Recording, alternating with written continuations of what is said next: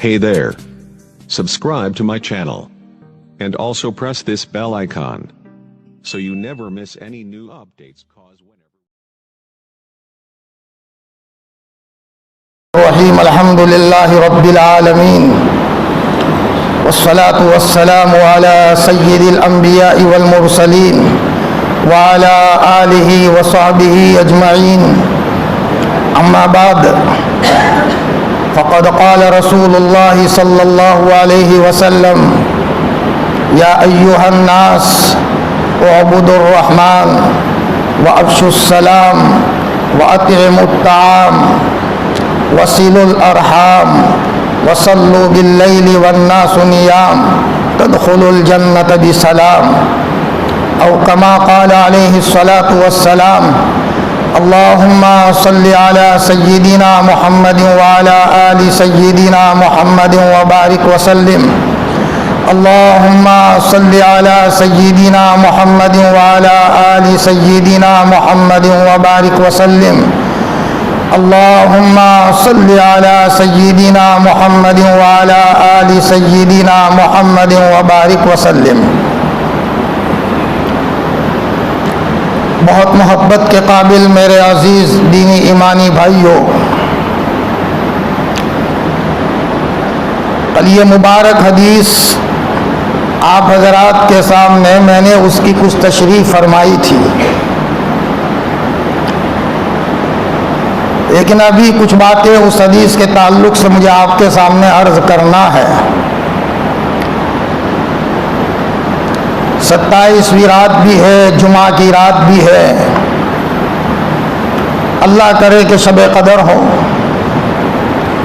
ایک صحابی حضرت ابو موسیٰ اشعری رضی اللہ تعالیٰ عنہ تو قسم کھا کر کے کہا کرتے تھے کہ 27ویں رات ہی شب قدر ہوتی ہے. ان کا قول ہے، وہ انشاءاللہ بھی نہیں کہتے تھے، شک ہے ہی نہیں تو انشاءاللہ کا ہی کہا. 27ویں رات ہی شب قدر ہے. الگ الگ اقوال بھی ہے، لیکن حضرت ابو موسیٰ اشعری رضی اللہ تعالیٰ عنہ تو فرماتے تھے کہ اللہ کی قسم 27ویں رات ہی شب قدر ہے. بہت ممکن ہے کہ ہم سب کو نصیب ہو جائے، قسمت ہماری چمک جائے اور ہماری اور ہمارے نسلوں کی قسمت میں اللہ پاک سعادت فرما دے اور پوری امت کے لیے اللہ پاک سعادت مقدر فرما دے. ہمیں تو یہ سمجھ کر کے بیٹھنا ہے کہ انشاءاللہ یہ شب قدر ہے. جو بات سامنے آئے ان باتوں کو اپنی زندگی میں لینا ہے. تو شب قدر کے تعلق سے مجھے آپ کو کچھ باتیں بھی کہنی ہے. حقوق کے تعلق سے، مالی حقوق کے تعلق سے وہ بات بھی میں آخر میں عرض کروں گا، تاکہ بندہ اس لائن سے چوکن نہ ہو جائے کہ خدا کے وہاں ان حقوق کی کتنی اہمیت ہے. میں اس موضوع پر آتا ہوں. حضرت نبی کریم صلی اللہ علیہ وسلم نے فرمایا، اے لوگوں رحمان کی عبادت کرو، عبادت اللہ ہی کی ہو، کسی اور کی نہ ہو. ہم توحید والے ہیں، دیگر مذاہب والے مخلوقات میں الجھ گئے. اللہ پاک نے اپنے فضل و کرم کی بنیاد پر ہمیں سیدھا خالق کے دربار میں بلایا ہے.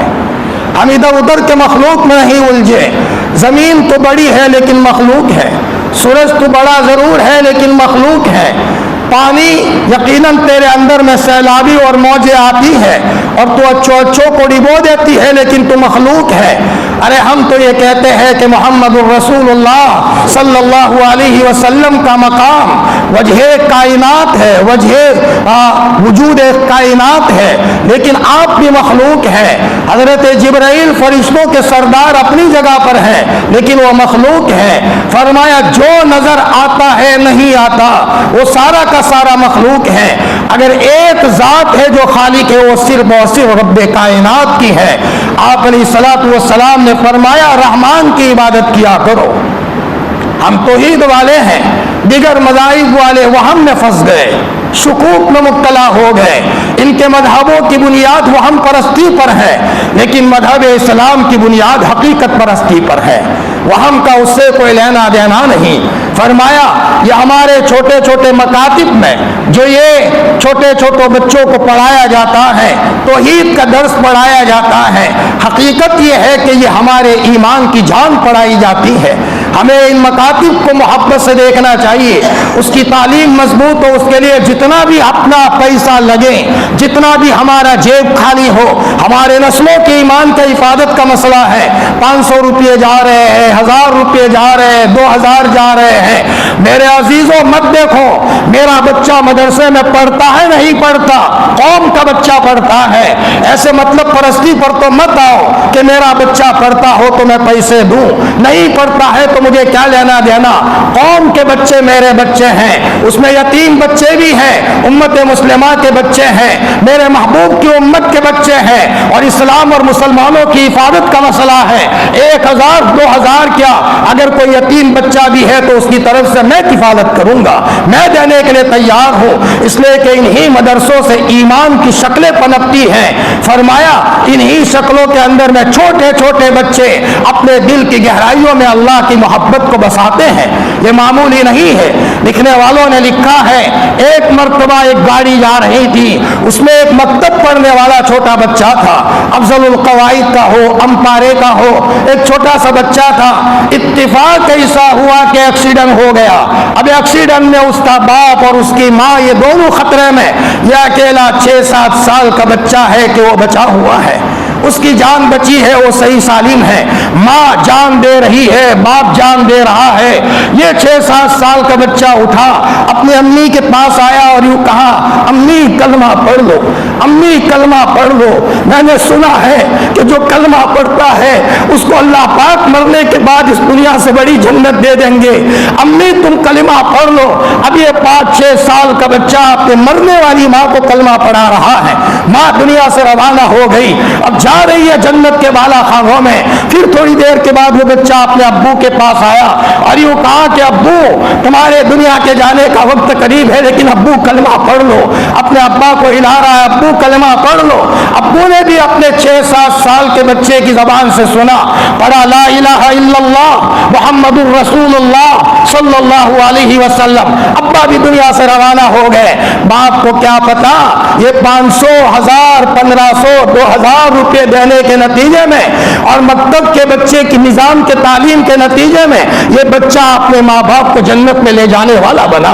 محمد الرسول اللہ صلی اللہ علیہ وسلم نے فرمایا ہے, من کان اول کلامہ وآخر کلامہ لا الہ الا اللہ دخل الجنہ. دنیا سے جاتے ہوئے جس کا آخری کلمہ لا الہ الا اللہ ہوگا, اللہ پاک اس کو جنت میں داخل فرما دیں گے. ماں باپ کو اچھی حالت میں دنیا سے جانے کا ذریعہ بنا یہی چھوٹی چھوٹی عمارتیں جہاں الف با پڑھایا جاتا ہے, اما پارا پڑھایا جاتا ہے. کاش ہم ان عمارتوں کی عظمت کو سمجھے. یہ عمارتیں وہ ہیں کہ ہمارے نسلوں کے ایمان کی حفاظت کا مسئلہ ہے. یہاں ایمان بچتا ہے, اور توحید ہے تو سب ہے, توحید نہیں ہے تو سب نکل گیا. حضرت امیر المؤمنین حضرت عمر فاروق رضی اللہ تعالیٰ عنہ بیت اللہ کا طواف کر رہے ہیں. طواف کرتے کرتے حجر اسود سامنے آ گیا. معمولی انسان نہیں تھا, امیر المؤمنین ہے. حضرت عمر رضی اللہ تعالیٰ عنہ حجر اسود کے سامنے کھڑے ہو گئے اور فرمایا, یا حجر انی عالم انک حجر, او حجر اسود میں جانتا ہوں تو پتھر ہے. لولا انی رأیت رسول اللہ صلی اللہ علیہ وسلم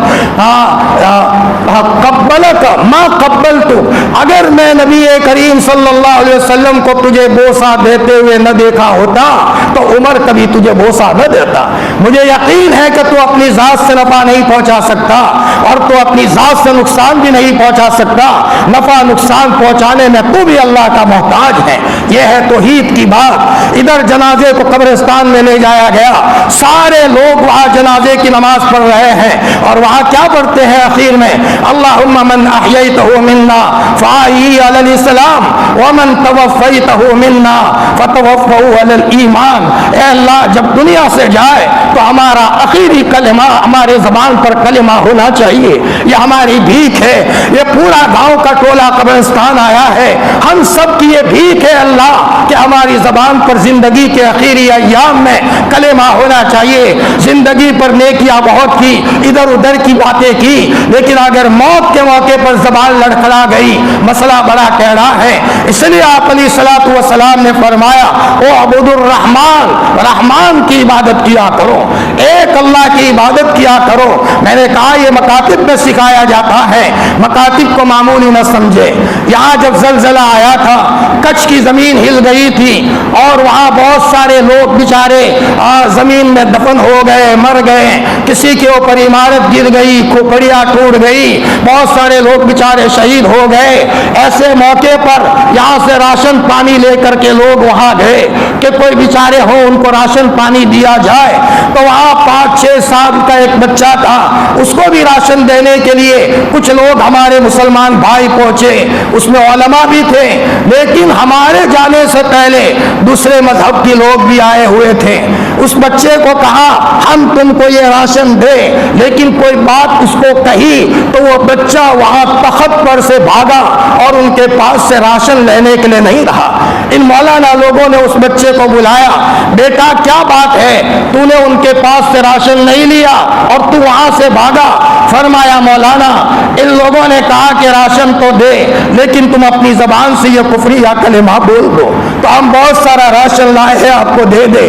تو بچے نے کہا میں نے کہا مجھے نہیں چاہیے، میں تو یہاں سے بھاگتا ہوں۔ یہ بچہ اپنے ایمان کو بچاتے ہوئے، زلزلہ آیا ہے، چاروں طرف بالکل خوف کا ماحول ہے، کسی کا باپ ہے تو کسی کی ماں نہیں ہے، کسی کی ماں ہے تو باپ نہیں ہے۔ ایسے حالت میں بھی ایک چھوٹا سا بچہ راشن لینے سے انکار کرتا ہے، یعنی اپنی زبان حال سے کہتا ہے مر تو سکتا ہوں، راشن میں ملے تو مجھے منظور ہے، لیکن میں کفریہ کلمہ اپنے زبان سے نکالنے کے لیے تیار نہیں ہوں۔ یہ دین ہے ان علماء کی جو ہمارے سروں کے تاج ہے۔ چھوٹے چھوٹے بچے جن کو ابا امی بولتے نہ آتے ہو، علی با مکتب میں سکھا رہے ہیں، ان کو افضل القواعد سکھا رہے ہیں۔ آدمی کو جب پتا چلے جب اپنے بچے کو پڑھائے، کبھی کبھی چاہے کسی مدرسے میں حدیث کا سبق پڑھاتا ہو، قرآن کا درس پڑھاتا ہو، لیکن بچے کو علی با پڑھاتے ہوئے دماغ دکھنے لگتا ہے۔ ہمارے یہ علماء سروں کے تاج ہیں، ہمارے آنکھوں کے سرما ہیں، ہمیں چاہیے کہ وہ علماء کی قدر کریں۔ ہم تو اپنے کھیتوں کے کاموں میں ہوتے ہیں، ہم اپنے مزدوری میں لگے ہوئے ہوتے ہیں اور بچے کو بھیج دیا اور پورے سال بچے کو پڑھا کر ان کے سینے میں توحید کو پختہ کر رہے ہیں۔ حقیقت یہ ہے کہ ان کے لیے دعائیں ہوں، ان کو خصوصی تحفے ہوں، ان کو خصوصی انعامات سے نوازا جائے۔ یہ ہمارے گھر کے ممبر ہیں، فیملی ممبر ہیں، ڈاکٹر کو فیملی ممبر مانتے ہو تو یہ بھی تو ہمارے فیملی ممبر ہے۔ ہمارے بچوں کی تعلیم دلانے میں ان کا کردار ہے۔ یہ ہے عبد الرحمان۔ اور آدمی جب توحید پر آتا ہے، اللہ کی قسم جتنی توحید مضبوط ہوگی اتنا ہی اس کے دل میں چین اور اطمینان آئے گا۔ چاروں طرف خوف کا ماحول ہو لیکن وہ تو مانتا ہے میرا اللہ بڑا ہے، میرا اللہ زندہ ہے، جو ہوتا ہے اس کے امر سے ہوتا ہے، اس کے دل میں کوئی بے چینی نہیں ہوگی۔ بڑے سے بڑے بے چینی کے ماحول میں اس کا دل چین اور اطمینان سے بھرا ہوا ہوگا۔ چنانچہ لکھا ہے کہ ایک بہت بڑے محدث تھے، اللہ پاک نے ان کو بڑا مقام دیا تھا۔ کسی ظالم بادشاہ کے سامنے حق بات کہہ دی تو ظالم بادشاہ نے طے کر دیا کہ ان کو مروا دینا ہے، ان کو مروا ڈالنا ہے۔ چنانچہ ان کو جیل میں ڈال دیا۔ کئی دن جیلوں میں ڈالنے کے بعد اب یہ آخری دن تھا کہ ان کو ختم کرنا ہے۔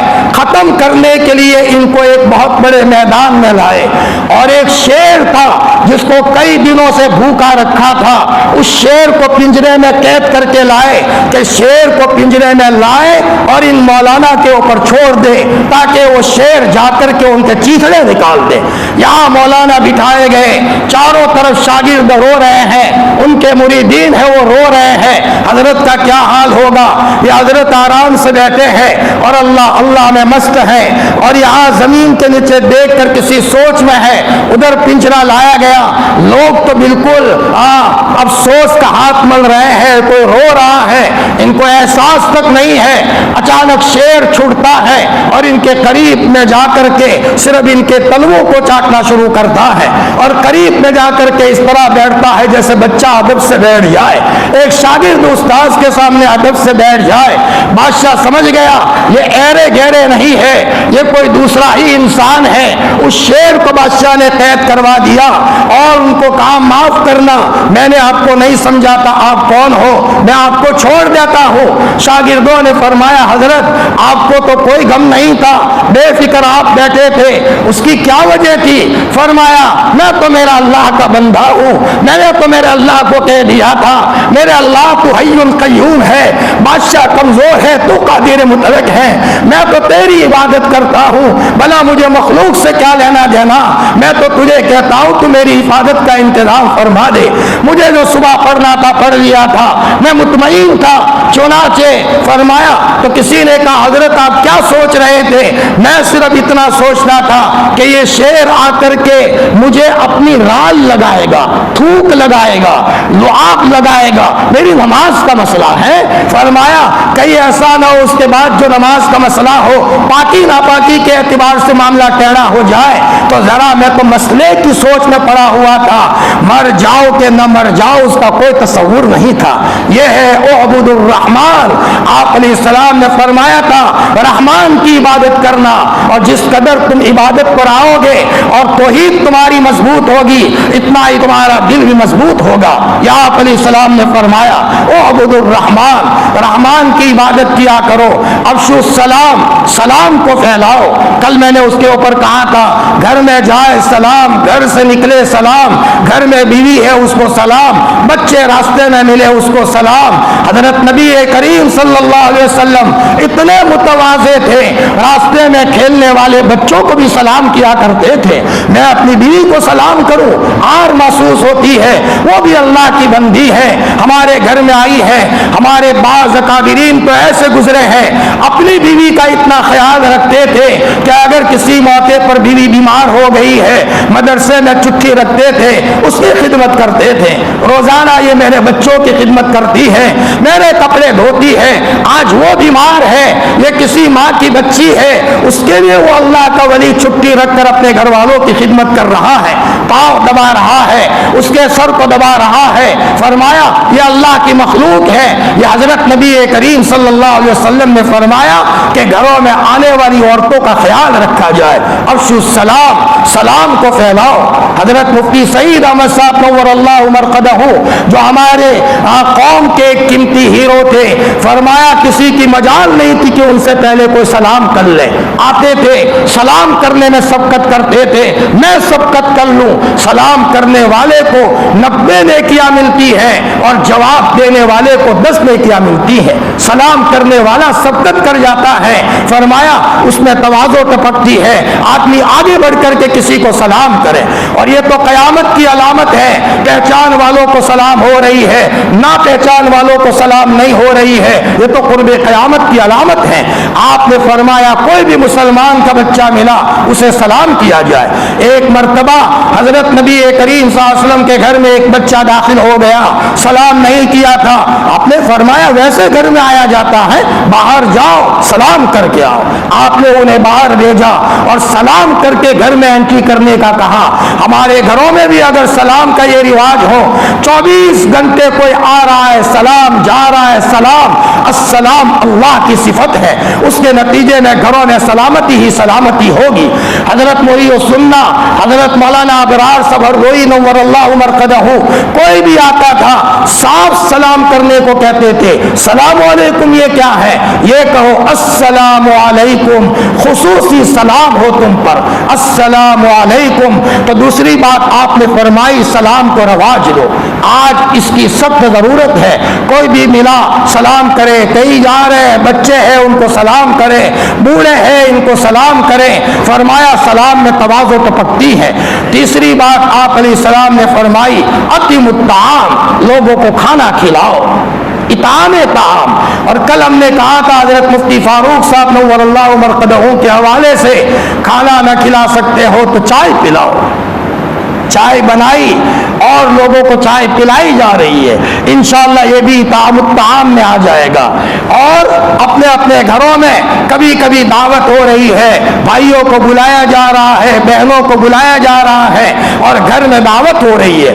صرف ولیمے پر ہی دعوت نہیں ہوتی، سال میں کوئی موقع ایسا بھی ہو اس میں سارے رشتہ داروں کو بلا کر کے گویا کہ ان کو کھلایا جا رہا ہے، رشتہ داروں میں محبت بڑھتی ہے، ان کو ہدیہ دیا جائے، تحفہ دیا جائے، اپنے بچوں کو رشتہ داروں کا تعارف کراؤ، بیٹا یہ دور کے چچا کے بیٹے ہیں، بیٹا یہ دور کے ماموں کے بیٹے ہیں، یہ ہمارے رشتہ دار ہیں، ان کی پہچان کراؤ۔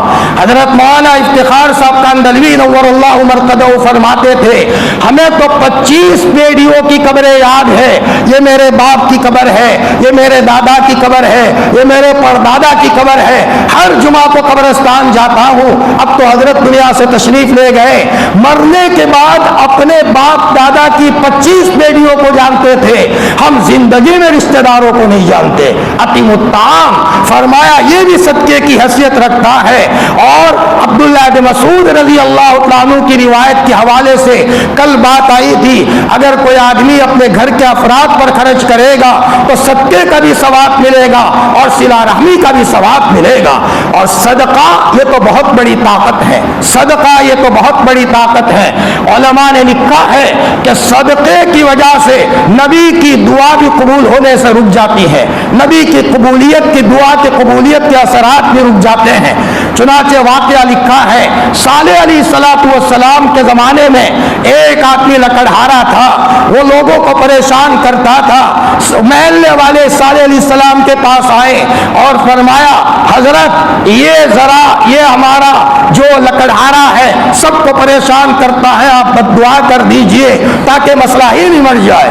چنانچہ حضرت صالح علیہ السلام نے اس کے بارے میں بد دعا کرنا شروع کیا، لیکن اس کو تو دیکھا جائے صحیح سالم جنگل جاتا ہے آتا ہے، جنگل جاتا ہے آتا ہے، اسے تو کچھ بھی نہیں ہوتا، کوئی تکلیف نہیں ہو رہی ہے۔ صالح علیہ السلام نے اس کو بلایا، بیٹا تیرا کوئی عمل ہے؟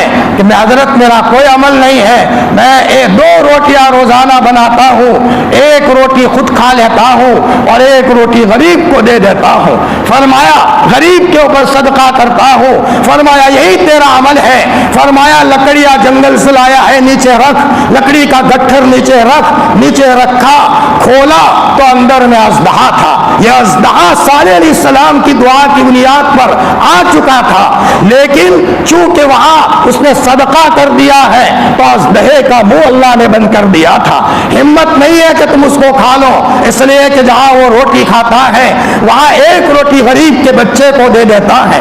حضرت نبی کریم صلی اللہ علیہ وسلم نے مشکات شریف کی روایت ہے، آپ نے فرمایا صدقے کی کتنی بڑی طاقت ہے۔ اللہ پاک نے جب زمین کو بنایا تو زمین ہلنے لگی اور فرشتوں نے کہا بار الہ زمین ہل رہی ہے، تو اللہ پاک نے پہاڑ تھما دیے تاکہ زمین رک جائے۔ فرشتے تعجب کرنے لگے، بار الہ پہاڑ میں اتنی طاقت ہے کہ زمین تھم گئی۔ اللہ تعالیٰ نے فرمایا پہاڑ پر کیا تعجب کرتے ہو، اس سے بھی زیادہ طاقتور چیز بتاؤ کہ وہ کیا ہے؟ فرمایا کہ وہ لوہا ہے، کہ لوہا یہ پتھر کو چیر دیتا ہے۔ اچھا لوہے میں اتنی طاقت ہے؟ تو اللہ پاک نے فرمایا کیا تعجب کرتے ہو، لوہے سے بھی زیادہ طاقتور چیز بتاؤ۔ فرمایا کیا ہے؟ کہ آگ ہے، لوہے کو پگھلا دیتا ہے۔ اچھا آگ میں اتنی طاقت ہے، آگ پر کیا تعجب کرتے ہو، اس سے بھی زیادہ طاقتور چیز بتاؤ۔ بار الہ کون سی چیز ہے؟ کہ وہ پانی ہے، کہ پانی آگ کو بجھا دیتا ہے۔ پانی میں اتنی طاقت ہے، اس میں کیا تعجب کرتے ہو، اس سے بھی زیادہ طاقتور چیز بتاؤ۔ بار الہ کون سی چیز ہے؟ کہ وہ ہوا ہے، ہوا کے تھپیڑے آتے ہیں، موج ادھر سے ادھر ہوتی ہے۔ فرمایا ہوا میں طاقت ہے، ہوا میں اتنی طاقت ہے۔ اللہ پاک نے فرمایا فرشتوں میں اس سے بھی زیادہ طاقتور چیز بتاؤں۔ فرمایا کیا ہے بار الہ؟ مرد مومن کے دائیں ہاتھ کا صدقہ بائیں ہاتھ کو پتہ نہ چلے۔ فرمایا یہ ان تمام چیزوں سے زیادہ طاقتور ہے۔ اللہ اکبر۔ ہم 1-2 روپیہ دینے کو معمولی سمجھتے ہیں، لیکن یہ صدقے میں اللہ پاک نے کتنی بڑی طاقت دے رکھی ہے۔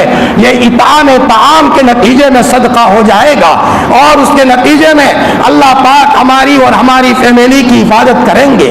ہمارے بعض اکابرین کے معمولات میں رہا ہے، جب صبح اٹھیں کچھ نہ کچھ رقم صدقہ کر دیں، نیت کے ساتھ کریں، اے اللہ یہ صدقہ اس لیے کر رہا ہوں تاکہ اس کے نتیجے میں کسی قسم کی کوئی رکاوٹ گھر پر آنے والی ہو، کسی قسم کا کوئی مسئلہ آنے والا ہو، صدقے کی برکت سے تو اس کی حفاظت فرما۔ ادھر صدقہ کیا، یہ ایک بہت بڑی طاقت ہے۔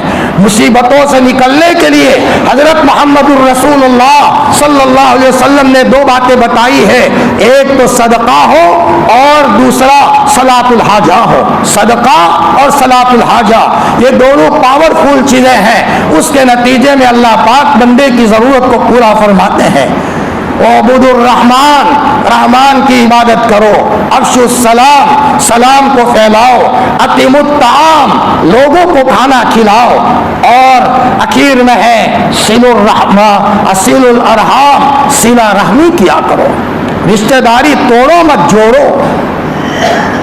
جو رشتہ داری اللہ نے بنائی ہے، ہم کون ہے توڑنے والے؟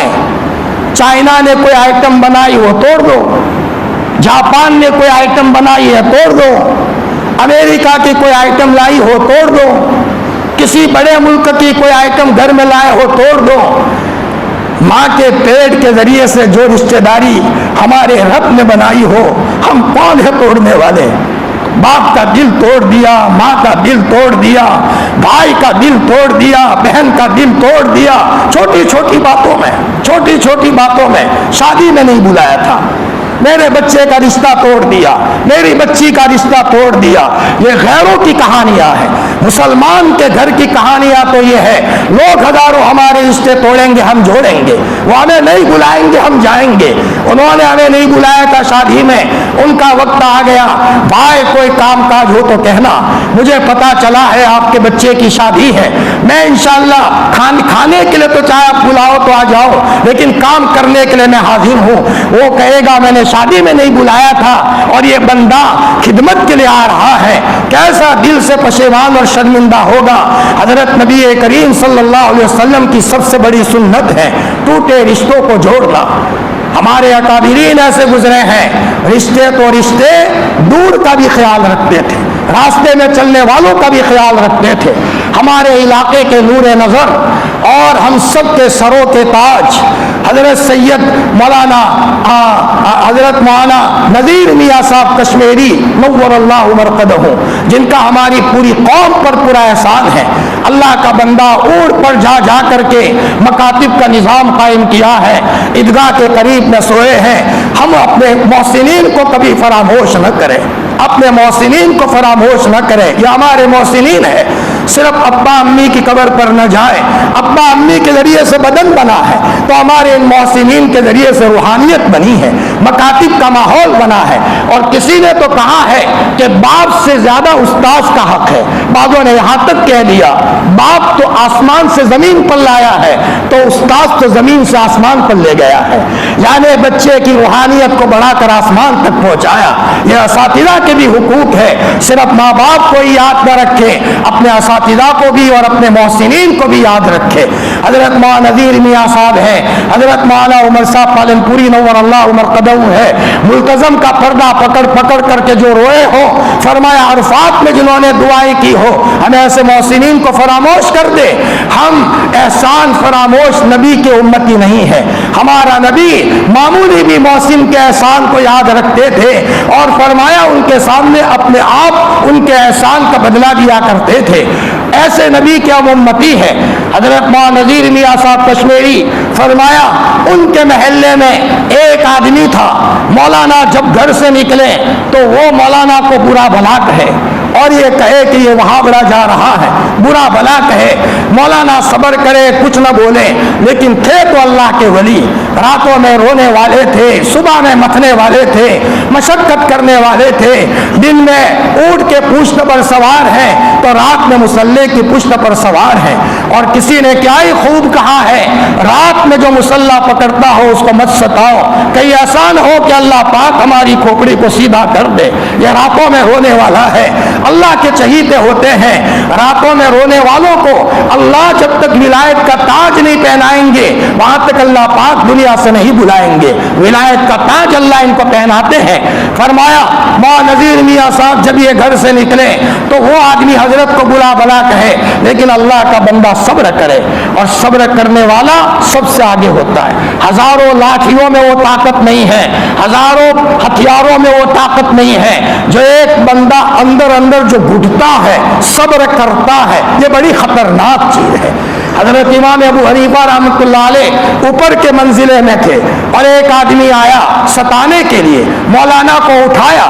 حضرت کی عمر بڑی ہو گئی تھی. امام ابو حنیفہ نیچے آئے, پھر کہا ایک بات پوچھنی تھی میں بھول گیا. حضرت نے کہا بھائی میں بڑی مشکل سے سویا تھا اور تم نے اٹھایا, کوئی بات نہیں, کہ یاد آئے تو میں اٹھاؤں گا. پھر حضرت سو گئے, پھر اٹھایا. اب یہ نیچے آئے حضرت تو کہا بھول گیا. 2-3 مرتبہ ایسا کیا. پھر اخیر میں کہا مجھے تمہاری ماں سے شادی کرنی ہے. بات بھی ایسی کی جس سے مولانا کو دکھ اور تکلیف ہو. حضرت امام ابو حنیفہ رحمۃ اللہ علیہ بولے نہیں, لیکن فوراً یہ آدمی یہاں مر گیا. محلے والوں نے شور مچایا, نعمان نے مار دیا ہے, امام ابو حنیفہ نے انہیں مارا ہے. امام صاحب نے فرمایا قتلہ صبری, میں نے نہیں مارا, میرے صبر نے اسے قتل کر دیا ہے. میں نے نہیں مارا, میرے صبر نے اسے قتل کیا ہے. مولانا نذیر میاں صاحب کشمیری نور اللہ مرقدہ صبر کرتے رہے. اچانک اس آدمی کا انتقال ہوا. مولانا نذیر میاں صاحب نے خواب دیکھا کہ وہ تو جہنم میں جل رہا ہے. اس نے مولانا کو کہا مولانا معاف کر دو مجھے, میں تم کو برا بھلا کہتا تھا, جہنم کی آگ میں جل رہا ہوں, اللہ کے واسطے تم مجھے معاف کر دو. حضرت صبح اٹھے, حضرت کے بڑے صاحبزادے مولانا عبد الرحمان صاحب شیر گجرات اس زمانے میں حیات تھے. فرمایا یوں کہا کہ بیٹا میں نے رات کو خواب دیکھا ہے بڑا ڈراؤنا, تم گواہ رہو, میں نے معاف کر دیا ہے بیٹا, میں نے معاف کر دیا ہے. پھر فرمایا اب کی مرتبہ جب حج کا موسم آئے مجھے یاد دلانا, ہمارے اس مرحوم بھائی کی طرف سے ہم حج بدل کے لیے کسی کو بھیجیں گے, ہم کسی کو حج بدل کے لیے بھیجیں گے. فرمایا ستانے والا آدمی ہے, جہنم میں جلنے کی بات مولانا کو پتا چلا تو معاف تو کر ہی رہے ہیں, لیکن ساتھ میں یہ کہہ رہے ہیں اس مرتبہ حج کا موقع آئے ہم کسی کو حج بدل کے لیے بھیجیں گے تاکہ اللہ پاک اس کی جہنم کی آگ کو بجھا دے. اللہ اکبر. یہ ہے ہمارے بڑے رشتہ دار تو رشتہ دار, کسی کو تکلیف پہنچ جائے تو بھی ان کو گوارا نہیں ہوتا تھا. فرمایا معاف کر دیا کرتے تھے اور اوپر سے اچھا بدلہ دیتے تھے. بلکہ ایک مرتبہ امام ابو حنیفہ رحمۃ اللہ علیہ کو کسی نے زور سے تماچا مارا. امام ابو حنیفہ رحمۃ اللہ علیہ نے فرمایا دیکھ بیٹا میں بھی مار سکتا ہوں, تجھ سے زیادہ طاقتور ہوں, لیکن نہیں ماروں گا بیٹا, جاؤ معاف ہے. پھر کہا دیکھو بیٹا میں تمہاری شکایت حکومت سے کر سکتا ہوں, حکومت والے مجھ سے محبت کرتے ہیں, تم کو پکڑ کر کے جیل کے سلاخوں کے پیچھے ڈال دے, میں ڈلوا سکتا ہوں, لیکن بیٹا میں نہیں ڈلواؤں گا. آگے کی بات سنو بیٹا, سنو, اگر میرے اللہ نے کہا نعمان جنت میں جاؤ تو بیٹا میں اکیلا نہیں جاؤں گا جب تک میں تجھے جنت میں ساتھ میں نہ لے جاؤں. میں جنت میں اکیلا نہیں جاؤں گا جب تک میں تجھ کو جنت میں ساتھ میں نہ لے جاؤں. یہ ہمارے بڑے تھے. حضرت حسن ابن علی کے انتقال کا وقت قریب آیا, بھائی حسین نے فرمایا بھائی بتاؤ تو صحیح آپ کو زہر کس نے دیا ہے, میں بدلہ لے لوں. لیکن حضرت حسن مناہی کر رہے بدلہ لینے کا, بلکہ اخیر میں فرمایا کہ اگر اللہ پاک اگر مجھے جنت میں جانے کا کہیں گے میں اس کے بغیر جنت میں نہیں جاؤں گا, اس کو بخشوا کر کے جنت میں جاؤں گا. یہ ہے ہمارے بڑوں کا کردار, ہمارے اسلاف. اور آج کا مسلمان بچہ بھائی میں الجھ گیا, بہن میں الجھ گیا, جی پڑوسی کے ساتھ الجھ گیا تو پھر نماز میں دل کیسے لگے گا. ہمارے دل تو سب چیزوں سے خالی ہونے چاہیے تھے, تب ہمارا اللہ ہمارے دلوں میں آتا, اللہ کے رسول کی محبت ہمارے دلوں میں آتی. حضرت انس کو حضور نے فرمایا تھا بیٹا انس صبح ایسی حالت میں کرو تمہارے دل میں کسی کے بارے میں کھوٹ نہ ہو، اور بیٹا انس شام ایسی حالت میں کرو تمہارے دل میں کسی کے بارے میں کھوٹ نہ ہو۔ آپ نے آگے فرمایا بیٹا انس یہ میری سنت ہے اور سارے نبیوں کی سنت ہے۔ فرمایا ایک مرتبہ آپ علیہ الصلوۃ والسلام نے صحاباؤں سے فرمایا جنتی کو دیکھنا ہو تو تیار رہو، ابھی ایک آدمی آئے گا مسجد میں وہ جنتی ہے۔ ایک صحابی مسجد میں آئے اور اپنے اعتبار سے وہ عبادت کر کے روانہ ہوئے، ایک صحابی پیچھے پیچھے روانہ ہوئے۔ فرمایا بھائی میں تمہارا مہمان بننا چاہتا ہوں، دل میں یہ ارادہ تھا کہ میں دیکھوں تو صحیح ان کی کیا نیکی ہے۔ اللہ کے رسول نے ان کو جنت کی بشارت دی، وہ گئے تو الگ سے تو کوئی نیکی نظر نہیں آئی، عام لوگوں کی جتنی نیکیاں تھی اتنی ہی نیکی ہے، الگ کوئی نیکی نہیں تھی۔ کبھی انہوں نے پوچھا بھائی میں تو آپ کے پاس ایک کام سے آیا تھا، کون سا پوائنٹ ہے، کون سا نقطہ ہے اللہ کے رسول صلی اللہ علیہ وسلم نے تمہارے جنتی ہونے کی بشارت دی؟ تو انہوں نے فرمایا بھائی میرا کوئی خاص عمل تو نہیں ہے، البتہ ایک عمل ضرور ہے، رات کو جب سوتا ہوں سارے مسلمانوں کے بارے میں اپنے دل کو صاف کر کے سوتا ہوں۔ فرمایا اے اللہ کسی نے مجھے ستایا ہو، کسی نے کچھ کہہ دیا ہو، سب کے بارے میں میں اپنا دل صاف کرتا ہوں۔ فرمایا یہی ہے یہی ہے یہی ہے، اسی کے نتیجے میں اللہ کے رسول صلی اللہ علیہ وسلم نے آپ کے جنتی ہونے کی بشارت دی۔ نمازیں ہے، تلاوت ہے، ذکر ہے، اللہ کے راستوں میں جانا ہے، لیکن بھائی تو نہیں بول رہا، سب ہے۔ بہن ہے کہ بیچاری 2 سال سے نہیں بولی، بہن سے ناراض، اللہ کی کمزور مخلوق سے ناراض، بھول گئے وہ بات اللہ کے رسول نے حجۃ الوداع کے موقع پر کہا تھا میں دنیا سے جاتا ہوں عورتوں کا خیال رکھنا، عورتیں اللہ کی کمزور مخلوق ہے، ہمارا نبی دنیا سے وصیت کر کے گیا ہے، ایک باپ دنیا سے جاتے جاتے اپنے بیٹے کو وصیت کر کے جائے تو بیٹا پلے باندھتا ہے، چاہے نافرمان ہو، کپوت ہو، بالکل ماننے والا نہ ہو، لیکن مرتے مرتے ابا کہے تو بچہ بات لے لیتا ہے۔ ہمارا لاڈلا نبی 23 سال کی قربانی دیتے دیتے دنیا سے جاتے جاتے کہہ کر کے گیا ہے کہ عورتوں کے ساتھ نرمی کا معاملہ کرنا، یہاں تو کبھی ماں کو ستایا جا رہا ہے، کبھی باپ ہے تو کبھی بہن ناراض ہے، رشتہ داروں کو توڑا جا رہا ہے۔ فرمایا یہ نقلی اسلام کی بات ہے، ایسے اسلام کے نتیجے میں نور کبھی نہیں مل سکتا۔ میں اپنے کو بھی کہتا ہوں بھائی اور آپ کو بھی کہتا ہوں، کہنے والا میں خود بڑا پاپی ہوں، میں سب سے پہلے اپنے لیے کہتا ہوں کہ اگر یہ غلطی اپنی زندگی میں ہو تو میرے بھائیوں نکال دو۔ ہاں بھلے ہم چلوں پر چلے لگاتے ہیں، ذکر پر ذکر کرتے ہیں، تاثیر نہیں ہوگی، تاثیر پیدا کرنی ہے تو سارے مخلوقات کو خوش کر کے آؤ اور مخلوقات کو خوش کر کے نماز پڑھو، فوراً انشاءاللہ 2 رکعت میں مصلی پر رہتے ہوئے اللہ کے عرش کا مزہ محسوس ہوگا۔ ہمارے اکابرین کو اسی لیے محسوس ہوتا تھا، آج اسی بیماریاں نے امت کو گھیر لیا۔ رشتہ داری کے تعلق سے بعض مرتبہ حقوق کا بھی معاملہ ہوتا ہے، کسی کا حق ادا نہیں کیا، حق ادا کرنا باقی ہے، فرمایا اس کے نتیجے میں بھی مسئلہ بڑا ٹیڑھا ہے، حقوق ادا کر دیے جائے، بہن کا حق نہیں دیا جا رہا ہے، بھائی کا حق نہیں دیا جا رہا ہے، اس کے حقوق باقی ہے۔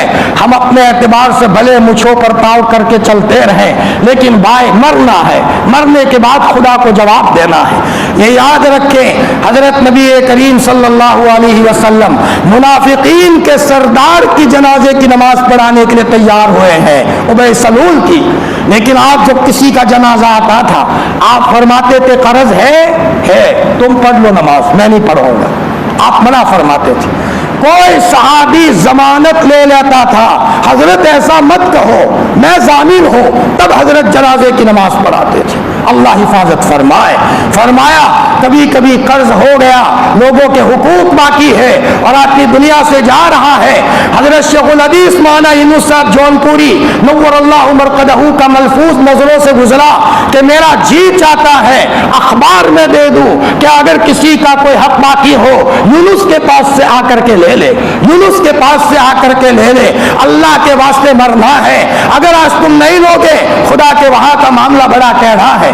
چنانچہ ایک استاذ تھا، اس کا انتقال ہو گیا، بہت نیک تھا، نمازیں پڑھتا تھا، البتہ پڑوسی کے پاس سے سوئی لایا تھا، سوئی دینا باقی تھا، اس کا انتقال ہو گیا۔ شاگرد نے خواب میں دیکھا کہ استاذ ننگا ہے اور بدن پر کپڑے ہی نہیں، بے چین ہے۔ شاگرد نے فرمایا حضرت آپ تو نمازی تھے، روزے والے، تقوی والے تھے۔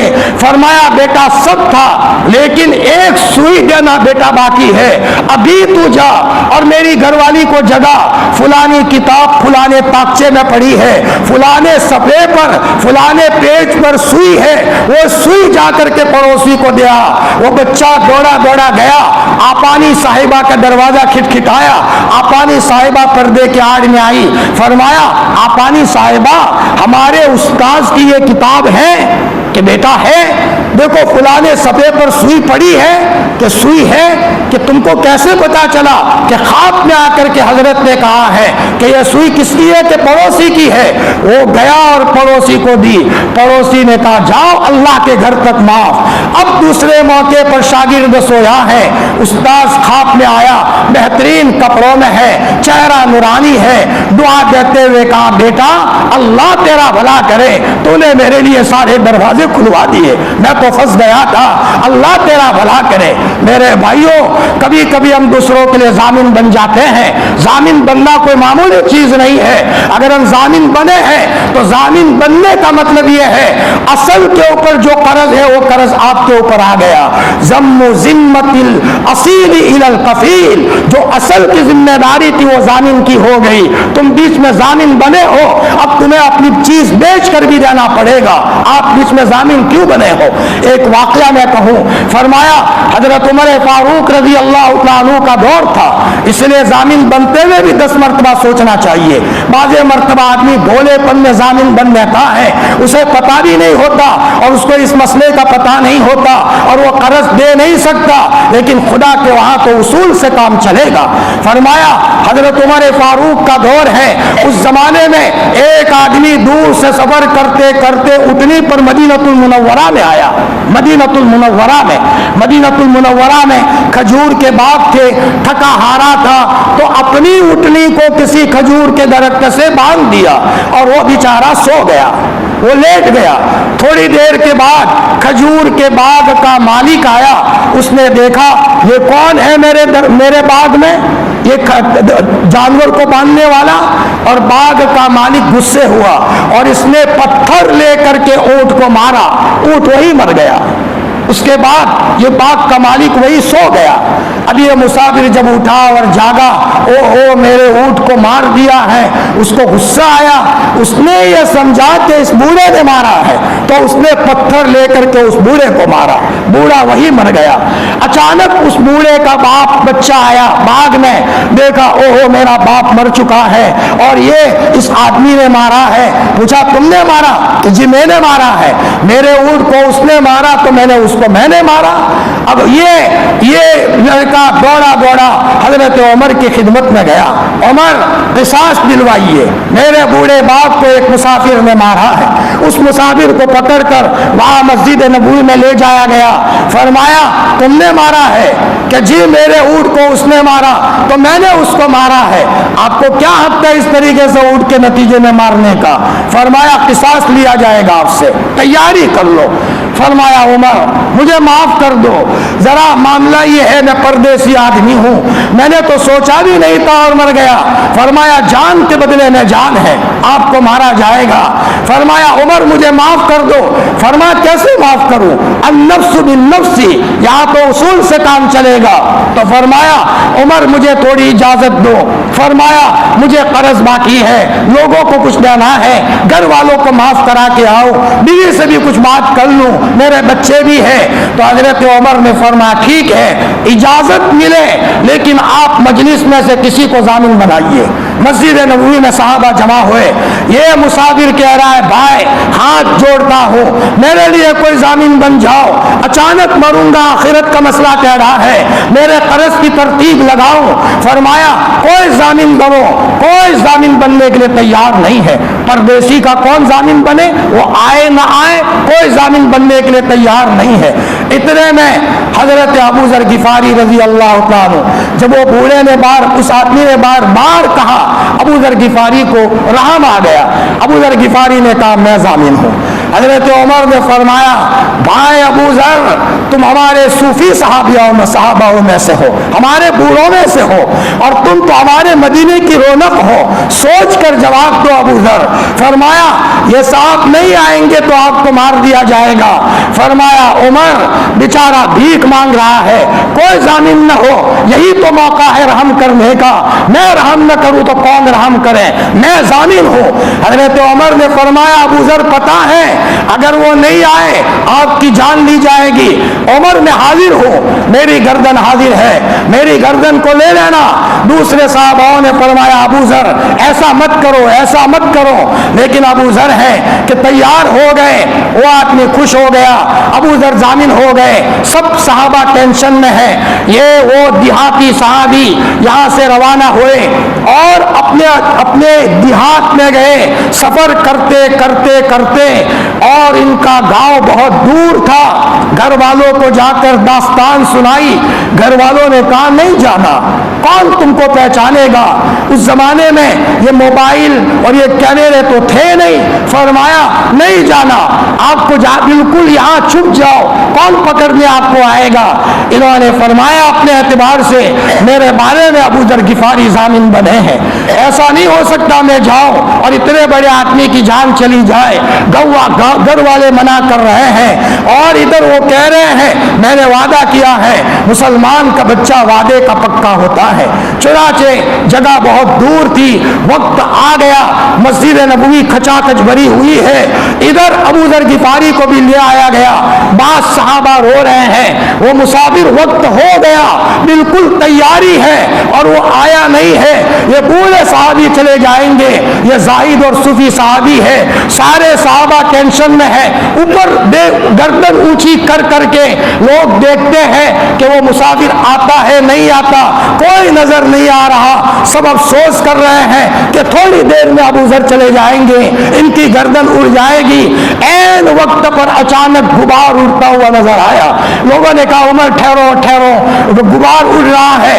وہی مسافر دوڑتے ہوئے اٹھنی کو لے کر کے آیا، مسجد نبوی کے دروازے پر اپنے اٹھنی کو تیزی سے روکا، عمر آ گیا، عمر آ گیا، عمر آ گیا۔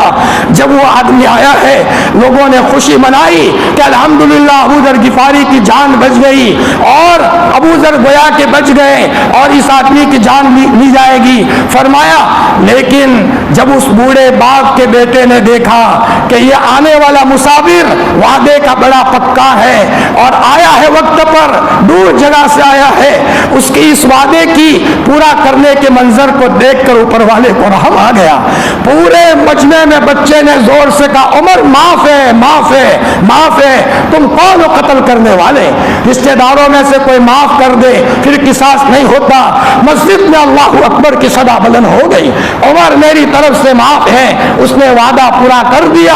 ادھر اس بچے کا دل جو قصاص لے رہا تھا اپنے باپ کا، اللہ تعالیٰ نے اس کا دل بدل دیا۔ میرے بھائیوں، اگر کوئی آدمی کسی کے لیے ضامن بنے، سوچ سمجھ کر ضامن بنے، اگر بنے ہیں تو جس کے بارے میں ضامن بنے ہیں اس کو تسلی دلانا اور اس کے لیے گویا کہ اس چیز کو ادا کرنا یہ ضامن کی ذمہ داری ہے، ورنہ حق کا مسئلہ اتنا ٹیڑھا ہے۔ ایک روایت کہہ کر میں اپنی بات ختم کروں۔ حضرت نبی کریم صلی اللہ علیہ وسلم کا دنیا سے جانے کا وقت قریب آیا، کوئی معمولی انسان نہیں ہے، نبیوں کا سردار ہے، دنیا سے جانے کا وقت قریب آیا، خبر مل گئی تھی کہ آپ دنیا سے جا رہے ہیں، ظہر کی نماز کا وقت آیا، مسجد نبوی کھچا کھچ بھری ہوئی ہے، آپ نے صحاباؤں کو فرمایا صحاباؤں میں دنیا سے جا رہا ہوں، بھائی اگر میں نے کسی کو مارا ہو، کسی کے پیسے باقی ہو، کسی کا کوئی حق باقی ہو، آئے اور مجھ سے بدلہ لے لے، لیکن کوئی کھڑے ہونے کو تیار نہیں ہے۔ کون کھڑا ہو؟ فرمایا نبیوں کا سردار ہے۔ دوسری نماز کا وقت ہوا، اللہ کے رسول نے دوسری نماز پڑھائی، پھر آپ نے اعلان کیا کوئی کھڑا نہیں ہو رہا۔ اتنے میں ایک صحابی کونے میں سے کھڑے ہوئے، یا رسول اللہ میرے 2 یا 3 درہم باقی ہے، بیٹا کب کے باقی ہے؟ یا رسول اللہ آپ کے پاس ایک سائل آیا تھا، فقیر آیا تھا اور آپ کے پاس پیسے نہیں تھے، آپ نے مجھے کہا تھا بیٹا تو دے دے، میں تم کو بعد میں دے دوں گا، اور حضرت آپ بھول گئے ہو۔ تو آپ علیہ السلام نے فوراً ادا کروا دیا، کسی نہ کسی ترتیب سے اس کو ادا کروا دیا۔ پھر آپ نے فرمایا اب بھائی کسی کا کوئی حق باقی ہے کھڑے ہو جاؤ۔ اتنے میں کونے میں سے حضرت عکاشہ کھڑے ہوئے، یا رسول اللہ میرا ایک حق باقی ہے۔ بیٹا کیا باقی ہے؟ حضرت آپ نے مجھے کوڑا مارا تھا، آپ نے مجھے کوڑا مارا تھا۔ بیٹا کب مارا تھا؟ آپ تبوک کی تیاری کر رہے تھے اور اٹھنی کو تیار کر رہے تھے، اٹھنی کو کوڑا مارنے گئے تو وہ کوڑا میرے بدن کو لگ گیا تھا، تو مجھے آپ کو آج کوڑا مارنا ہے۔ جب حضرت عکاشہ نے کہا مسجد نبوی میں چیخ نکل گئی، صحابہ رونے لگے، عکاشہ کیا کہہ رہے ہیں؟ اور عکاشہ نے فرمایا حضرت وہ کوڑا تھا جس کی یہ علامت تھی، کوئی شک نہیں ہے۔ تو آپ نے حضرت اسامہ کو بلایا یا حضرت بلال کو بلایا، بلال وہ کوڑا تو میری بیٹی فاطمہ کے وہاں ہے، جاؤ جلدی سے بیٹی فاطمہ کے وہاں سے کوڑا لے آؤ، ان کو کوڑا دو، وہ مجھے کوڑا مارے تاکہ بدلہ ہو جائے، آخرت کا مسئلہ بڑا گہرا ہے۔ فرمایا حضرت بلال یا حضرت اسامہ دوڑے دوڑے حضرت فاطمہ کے گھر گئے، دروازہ کھٹکھٹایا، اللہ کے رسول کی لاڈلی بیٹی حضرت فاطمہ جن کو حضور سے اتنا تعلق تھا، جب آپ کو دفن کر کے صحابہ آئے ہیں تو حضرت انس کو حضرت فاطمہ نے فرمایا انس تمہاری ہمت کیسے ہوئی، چاند جیسے بدن کو تم نے قبر میں کیسے چھپا دیا؟ پھر فرمایا صبت علی مصائب لو انہا صبت علی الایام سارت لیالیا۔ انس میرے اوپر ایسا مصیبت کا پہاڑ ٹوٹا ہے، میرا نورانی باپ دنیا سے چلا گیا کہ اگر وہ مصیبتوں کا پہاڑ دن پر پڑتا تو دن رات ہو جاتا، دن رات ہو جاتا۔ صبت علی مصائب لو انہا صبت علی الایام سرن لیالیا۔ انس آپ کی ہمت کیسے ہوئی؟ میرے والد ماجد کو قبر میں چھپا کر آ گئے آپ، میرا نورانی باپ کہاں چلا گیا؟ یہ کہہ کر حضرت فاطمہ رو رہی ہے اور روتے روتے کہا انس اتنا غم ہے میرے اوپر کہ اگر وہ غم دن کے اوپر پڑتا تو دن بھی رات ہو جاتا۔ ایسی لاڈلی بیٹی تھی آپ علیہ الصلوۃ والسلام کی اور اتنا تعلق تھا۔ حضرت بلال نے دروازہ کھٹکھٹایا، دروازہ کھولا حضرت فاطمہ نے تو پوچھا بلال کیسے آنا ہوا؟ فرمایا ابا نے کوڑا منگوایا ہے، تو کوڑا تو دے دیا، لیکن دے کر پوچھا، یاد آیا حضرت فاطمہ کو بلال یہ کوڑا تو ابو جی سواری پر بیٹھنے کے لیے لیتے ہیں اور میرے ابو کو تو کئی دنوں سے بخار ہے، سوار نہیں ہو سکتے، بدن کمزور ہو چکا ہے، بدن نڈھال ہو چکا ہے، تو سواری نہیں کریں گے تو کوڑا کیسے منگوایا؟ یہ سوال کر دیا حضرت فاطمہ نے۔ تو حضرت بلال نے فرمایا اصل میں اللہ کے رسول صلی اللہ علیہ وسلم نے کسی کو کوڑا مارا تھا، آج سن صاحب نے کہا ہے کہ مجھے حضور کو کوڑا مارنا ہے۔ جب یہ کہا تو حضرت فاطمہ نے چیخ مار دی، چیخ مار کر کے وہاں کمرے میں رونا شروع کر دیا، مصلی پکڑا۔ ادھر تھوڑی دیر میں حسن اور حسین آئے، حضرت فاطمہ نے دونوں بچوں کو بغل میں دبایا اور یوں کہا بیٹا جاؤ، تمہارے نانا کو کوئی کوڑا مار رہا ہے، تمہارے نانا بہت بیمار ہو چکے ہیں، بیٹا اپنے بدن پر کوڑا لے لو لیکن نانا جی کو چھڑا لو۔ ادھر حضرت بلال دوڑے دوڑے وہ کوڑا لے کر کے آئے، مسجد نبوی کھچاکھچ بھری ہوئی ہے، نورانی چہرہ مسجد نبوی میں موجود ہے جو تھوڑی دیر میں دنیا سے چلا جانے والا ہے۔ صحابہ رو رہے ہیں، حضرت بلال یا حضرت اسامہ دونوں میں سے کوئی بھی ایک کوڑا لے کر کے آیا، حضرت عکاشہ کو دیا گیا۔ صحابہ روتے روتے کہہ رہے ہیں عکاشہ اللہ کے واسطے ہمیں کوڑا مارو، 10 کوڑے مارو لیکن حضور کو تو چھوڑ دو، اللہ کے رسول کو چھوڑ دو۔ لیکن عکاشہ ہے وہ کوئی اور بات دل میں چھپائے ہوئے ہیں۔ حضور اتنے میں حسن اور حسین آئے اور روتے روتے کہا عکاشہ ہمیں کوڑا مارو لیکن نانا جی کو چھوڑ دو، میرے نانا جی بیمار ہے، کئی دنوں سے بخار آیا ہے، کمزور ہو چکے ہیں۔ آپ نے فرمایا بیٹا حسن میں نے مارا تھا، مارنے دو بیٹا، میں نے مارا تھا، بدلہ لینے دو۔ فرمایا مجھے مرنا ہے اور خدا کو جواب دینا ہے۔ عکاشہ کے ہاتھ میں کوڑا دیا گیا، حضرت عکاشہ قریب آئے تو تو پھر حضرت عکاشہ نے فرمایا یا رسول اللہ آپ نے جب مجھے کوڑا مارا تھا میرے بدن پر چادر نہیں تھی تو حضرت نبی کریم صلی اللہ علیہ وسلم نے نبوت کی چادر کو ہٹا دیا اور اوپر کا بدن آپ کا کھلا ہو گیا. سارے صحابہ رو رہے ہیں. عکاشہ پیچھے آئے اور اللہ کے رسول صلی اللہ علیہ وسلم کی جو مہر نبوت تھی آپ نے بوسہ دینا شروع کیا اور روتے روتے فرمایا یا رسول اللہ میری کیا مجال کہ میں آپ کو ماروں, لیکن میں نے سنا ہے جس کا بدن نبی کے بدن سے لگ جائے اس بدن کو آگ نہیں چھوتی, اسی لیے میں نے یہ کیا تھا. سارے صحاباؤں کو سکون ہوا. میرے بھائیوں خدا کی قسم یہ روایت ہلا دینے والی ہے.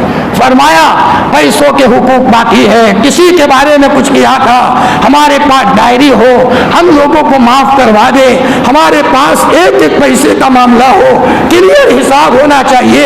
ایک مرتبہ حضرت اسامہ نے 40 دن کے لیے کسی کے پاس سے قرض لے لیا تو آپ نے فرمایا اسامہ تمہیں یقین ہے کہ 40 دن کے لیے زندہ رہو گے؟ اس ذات کی قسم جس کے قبضے میں میری جان ہے میں تو لقمہ منہ میں رکھتا ہوں, مجھے یہ یقین نہیں ہوتا صحیح سالم اترے گا بھی نہیں اترے گا یا میں دنیا سے چلا جاؤں گا. ایک مرتبہ حضرت کا وضو ٹوٹ گیا اور سامنے پانی تھا اور وہیں پر آپ علیہ السلام نے تیمم کرنا شروع کر دیا. صحاباؤں نے فرمایا یا رسول اللہ سامنے پانی موجود ہے. آپ نے فرمایا مجھے پتا نہیں ہے وہاں تک پہنچتے پہنچتے زندہ رہوں گا یا مر جاؤں گا, مجھے تیمم کرنے دو تاکہ دنیا سے میری روح نکلے تو ایمان کی حالت میں میری روح نکلے. میرے بھائیوں قرض بہت بڑی بلا ہے. کبھی کبھی جوان عیاشیوں کے خاطر قرض کر دیتا ہے. قرآن پاک کی آیت ہے اللہ فضول خرچی کرنے والے کو نہیں چاہتا. لا يحب المسرفین کا ترجمہ اللہ فضول خرچی کرنے والے کو نہیں چاہتا. کتنا زبردست ترجمہ ہے. اللہ ہم کو نہ چاہے, نہیں چاہے گا تو ہم کسی کام کے نہیں رہیں گے, بس اپنے اعتبار سے فضول خرچی کر دی. صحاباؤں کا کیا حال تھا, ضرورت میں خرچ کرتے تھے. اللہ نے دیا ہے خرچ کریں لیکن سوچ سمجھ کر خرچ کریں. میرے بھائیوں اگر کسی کا کوئی حق باقی ہے اپنے اعتبار سے اس حق کو ادا کرنے کی ترتیب لگائے. اسی لیے تو مرنے کے بعد تجہیز و تکفین میں اس کے پیسے لگائے جائے, تجہیز و تکفین میں, کفن دفن میں, دوسرے نمبر پر اس کے قرض میں پہلے لو, پکڑا نہ جاؤ. حدیث میں آتا ہے شہید کی روح بھی معلق رہتی ہے, لٹکی ہوئی رہتی ہے جب تک کہ اس کا قرض چکایا نہ جائے. شہید ہے, اللہ تعالیٰ نے بڑا مقام دیا ہے, قطرہ گرنے سے پہلے اس کی مغفرت ہو جاتی ہے, لیکن اگر قرض ہے فرمایا تو اس کی روح لٹکا دی جاتی ہے جب تک کہ اس کا قرض نہ ہو. میرے بھائیوں کبھی کبھی آدمی مجبوری میں قرض لیتا ہے, نہیں چاہتا بیچارہ, مجبوری میں لیتا ہے. تو اب سنو, مجبوری میں لیا ہے اور اسے پتا ہے کہ بدرجہ مجبوری لیا ہے, عیاشی کے خاطر نہیں لیا, لیکن بچہ بیمار ہو گیا, اچانک کوئی ایسا معاملہ پیش آ گیا لینا پڑتا ہے, تو بھی ایک بڑی تسلی والی روایت ہے. تفسیر مظہری نے اس کو نقل کیا ہے, اے اللہ مجبوری میں لے رہا ہوں, لیکن اس آدمی نے اپنے اعتبار سے کلیئر کر دیا. حضرت عبداللہ ابن عمر رضی اللہ عنہ جیب میں کاغذ رکھتے تھے, کسی سے 2 پیسوں کا معاملہ ہوا لکھ لیا, مجھے کیا پتا شام تک زندہ رہوں یا نہ رہوں, اس لیے علماء نے لکھا ہے سفر میں جانا ہے تو پہلے وصیت نامہ لکھ کر کے جائے, اور مستحب یہ ہے 2 راتیں نہ گزریں اور اس کے پاس وصیت نامہ لکھا ہوا ہونا چاہیے. کیا پتا اچانک گر گیا. حدیث میں آتا ہے اچانک کی موت افسوس کی پکڑ ہے, لیکن شارحین فرماتے ہیں ایمان والے کے لیے نہیں ہوتی, اس لیے کہ ایمان والے کے لیے اچانک ہوتی ہی نہیں ہے, وہ تو ہر وقت تیاری میں رہتا ہے. فرمایا اس کا حساب کلیئر ہوتا ہے, نماز چھوٹ گئی ہے تو اس کی بھی شکلیں ہوتی ہے. فرمایا یہ سارا معاملہ اس کے سامنے ہوتا ہے.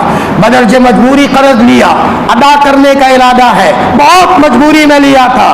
تو حدیث میں آتا ہے اللہ پاک کے سامنے جب کل یہ بندہ پیش ہوگا تو حق والے اس کے پاس حق لینے کے لیے آئیں گے, لیکن اللہ پاک کو پتا تھا کہ اس نے حقیقت میں مجبوری میں قرض لیا ہے اور بیچارہ اس کا کوئی قرض چکانے والا نہیں تھا, مجبوری میں ہوا ہے. اللہ اکبر, بڑی ہمت دلانے والی روایت ہے. تو اللہ پاک فرمائیں گے اس آدمی کو جس کا قرض کا بھائی تو معاف کر دے, بارے الہ کیسے معاف کروں، اتنے پیسے ہیں، اللہ کے سامنے یہ معاملہ ہوگا۔ فوراً اللہ پاک اس حق والے کے لیے اوپر محل بنائیں گے سونے کا قیمتی، اوپر دیکھ یہ دوں گا تجھے، میرے اس بندے کو چھوڑ دے۔ بارے الہ اتنا قرض ہے، زیادہ قرض ہے، دوسرا مال اللہ بنائیں گے، دیکھ اوپر۔ کسی بادشاہ کا لڑکا کسی جرم میں پکڑا جائے تو جس کا جرم کیا ہے بادشاہ اس کو بلاتا ہے میرے بچے کو چھوڑ دے، نہ چھوڑوں کورٹ میں کیس کروں گا، تو بادشاہ چپکے چپکے 1 کروڑ کا بنڈل پکڑواتا ہے کہ کیس دبا دے، نہ دباؤ تو دوسرا کروڑ 2 کروڑ دیتا ہے، اب دبا لے، نہ دباؤ تو تیسرا کروڑ دیتا ہے، یوں کرتے کرتے راتوں رات کیس بن جاتا ہے۔ بادشاہ اپنے بچے کے بارے میں کر سکتا ہے، ہمارا اللہ ہے، مجبوری میں اگر لیا تھا اللہ پاک حق والے کو معاف کرنے کے لیے 1 سے 1 محل دیں گے۔ پھر وہ بندہ کہے گا اللہ پاک معاف ہے، اچھا جا بیٹا جا، میرے بندے معاف کر دیا اس نے، تیرے لیے جنت کا فیصلہ ہو گیا۔ مجبوری کا معاملہ الگ ہے۔ میرے بھائیوں، کسی کا کوئی حق باقی ہے، آدمی کو چاہیے کہ حق ادا کرنے کی ترتیب لگائے۔ ابا کا انتقال ہو گیا، روئے دھوئے بعد میں ابا پکڑا نہ جائے، اس کے لیے کسی قسم کا قرض کا معاملہ ہے، اس کی شکل کرو، اس کی ترتیب لگاؤ، جو بھی مشقت اٹھا سکتے ہو اٹھاؤ، تاکہ مرنے کے بعد قبر کے اندر میں کسی قسم کی اس کی پکڑ نہ ہو۔ اللہ پاک ہم سب کو حقوق ادا کرنے کی توفیق عطا فرمائے۔ میں اپنی بات ختم کر رہا ہوں۔ اعبدوا الرحمن، رحمان کی عبادت کرو، افشوا السلام، سلام پھیلاؤ، اطعموا الطعام، لوگوں کو کھانا کھلاؤ، وصلوا الارحام، رشتہ داری جوڑو، چاہے جھکنا پڑے، ٹوپی رکھنی پڑے، سستا سودا ہے، مرنے کے بعد کتا موتے گا قبر پر، کس کو کہنے جاؤ گے؟ ابھی تو جھکتے ہی نہیں، مرنے کے بعد کہا جاؤ گے؟ کوئی لات مارے گا تو بھی کہنے نہیں آؤ گے، گدھا بھی لیپ کرے گا کہنے نہیں جاؤ گے۔ زندگی میں چھوٹے بن جائے، موتو قبل ان تموتو، مرنے سے پہلے مر جاؤ، اس لیے کہ تاکہ مرنے کے موقع پر حشاش بشاش ہونے کی حالت میں دنیا سے جائے۔ شیخ الحدیث مولانا زکریا صاحب فرماتے تھے الحمدللہ ملک الموت سے دوستی ہو گئی ہے، اسی حالت میں رہتے تھے، کوئی نماز ہمارے ذمے میں باقی نہ ہو، کسی کا کوئی حق باقی نہ ہو۔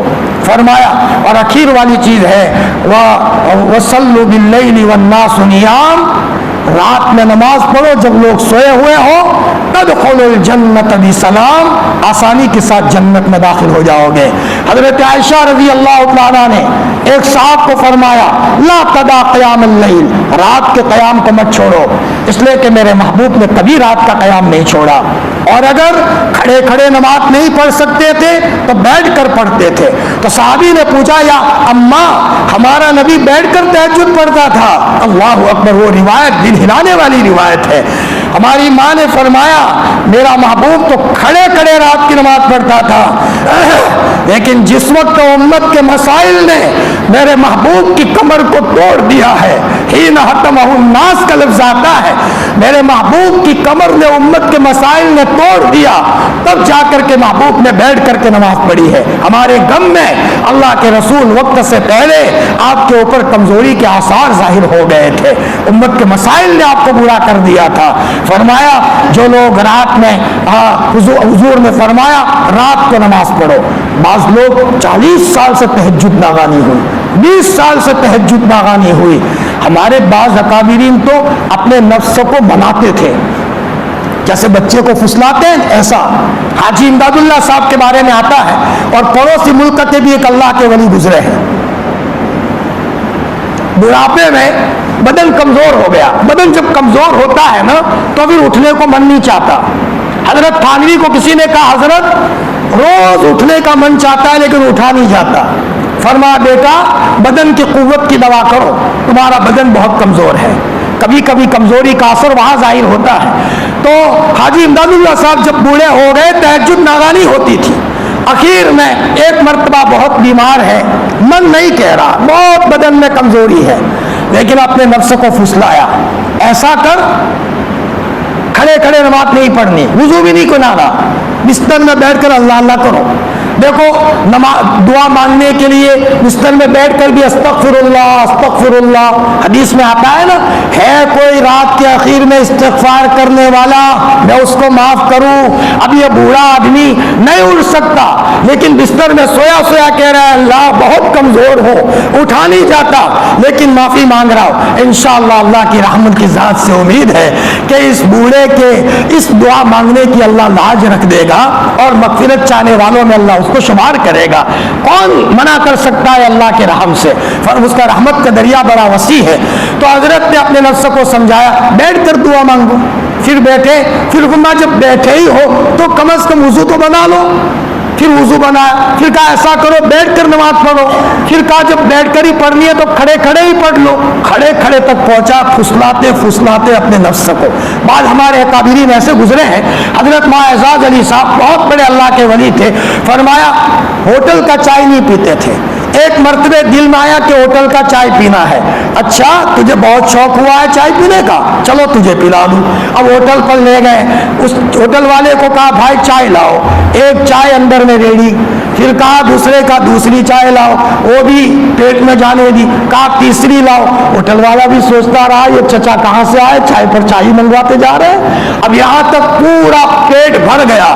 اب قے ہو رہی ہے اور بہت پریشان ہے، پیٹ درد کر رہا ہے. پھر کہہ رہے خبردار آئندہ چائے مانگو گے ہوٹل کا، آئندہ ہوٹل کا چائے مانگو گے، جو گھر کی چائے وہی پی لو، سیدھے سادے رہو، ایسی حرکتیں مت کیا کرو. یہ اپنے نفس کو سزا دیتے تھے. یہ ہمارے بڑے تھے، سلام ہو ان کی قبروں پر، جب جا کر کے کوئی ولایت کے بڑے اونچے مقام تک پہنچا ہے. میرے بھائیوں، اللہ تعالی ہم سب کو عافیت کے ساتھ جنت میں داخلہ عطا فرما دے. پوری امت کو اللہ پاک اپنی شان رحیمی سے اور اپنی شان کریمی سے اللہ پاک جنت کا داخلہ عطا فرما دے. وآخر دعوانا ان الحمدللہ رب العالمین.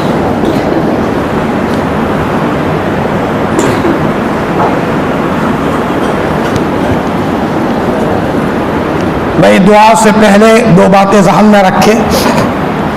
ایک تو یہ ہے کہ دعا یقین کے ساتھ کرے، شک کے ساتھ نہیں. ہم کسی کمزور دربار میں نہیں آئے ہیں، بہت پر امید دربار میں آئے ہیں. ہم سب کا رب ہے اور شفیق پروردگار ہے. اسی کی شفقت سے ماں کو بھی شفقت ملی ہے. فرمایا ایک چھوٹا سا بچہ اپنی ماں کے پاس 100 کا نوٹ لینے آتا ہے. آج تک کوئی بچہ شک کے ساتھ نہیں آتا. میری ماں مجھے دے گی، نہیں ہوگا تو ادھر ادھر سے لا کر دے گی. کیوں نہیں دے گی؟ وہ میری ماں ہے اور ماں بھی ماں ہوتی ہے. پیسے نہ ہو تو ادھر ادھر سے لا کر دیتی ہے. میرے لال نے مانگا ہے، کبھی نہیں مانگتا، آج مانگا ہے. تو جب ماں دینے پر مجبور ہوتی ہے تو ہمارا اللہ تو مجبور نہیں ہے، اس کے پاس تو سب کچھ ہے. فرمایا اس اللہ کے دربار میں ہم بیٹھے، شک نہ ہو. شک کرنا یہ پاپ ہے، پاپ. اللہ کے دربار کو نہ سمجھنا ہے. دوسری بات کہ بھائی مبارک رات میں اگر ہمارے دل میں کسی کے بارے میں کینہ ہو، ہم ایسا پاپ تو نہ کریں.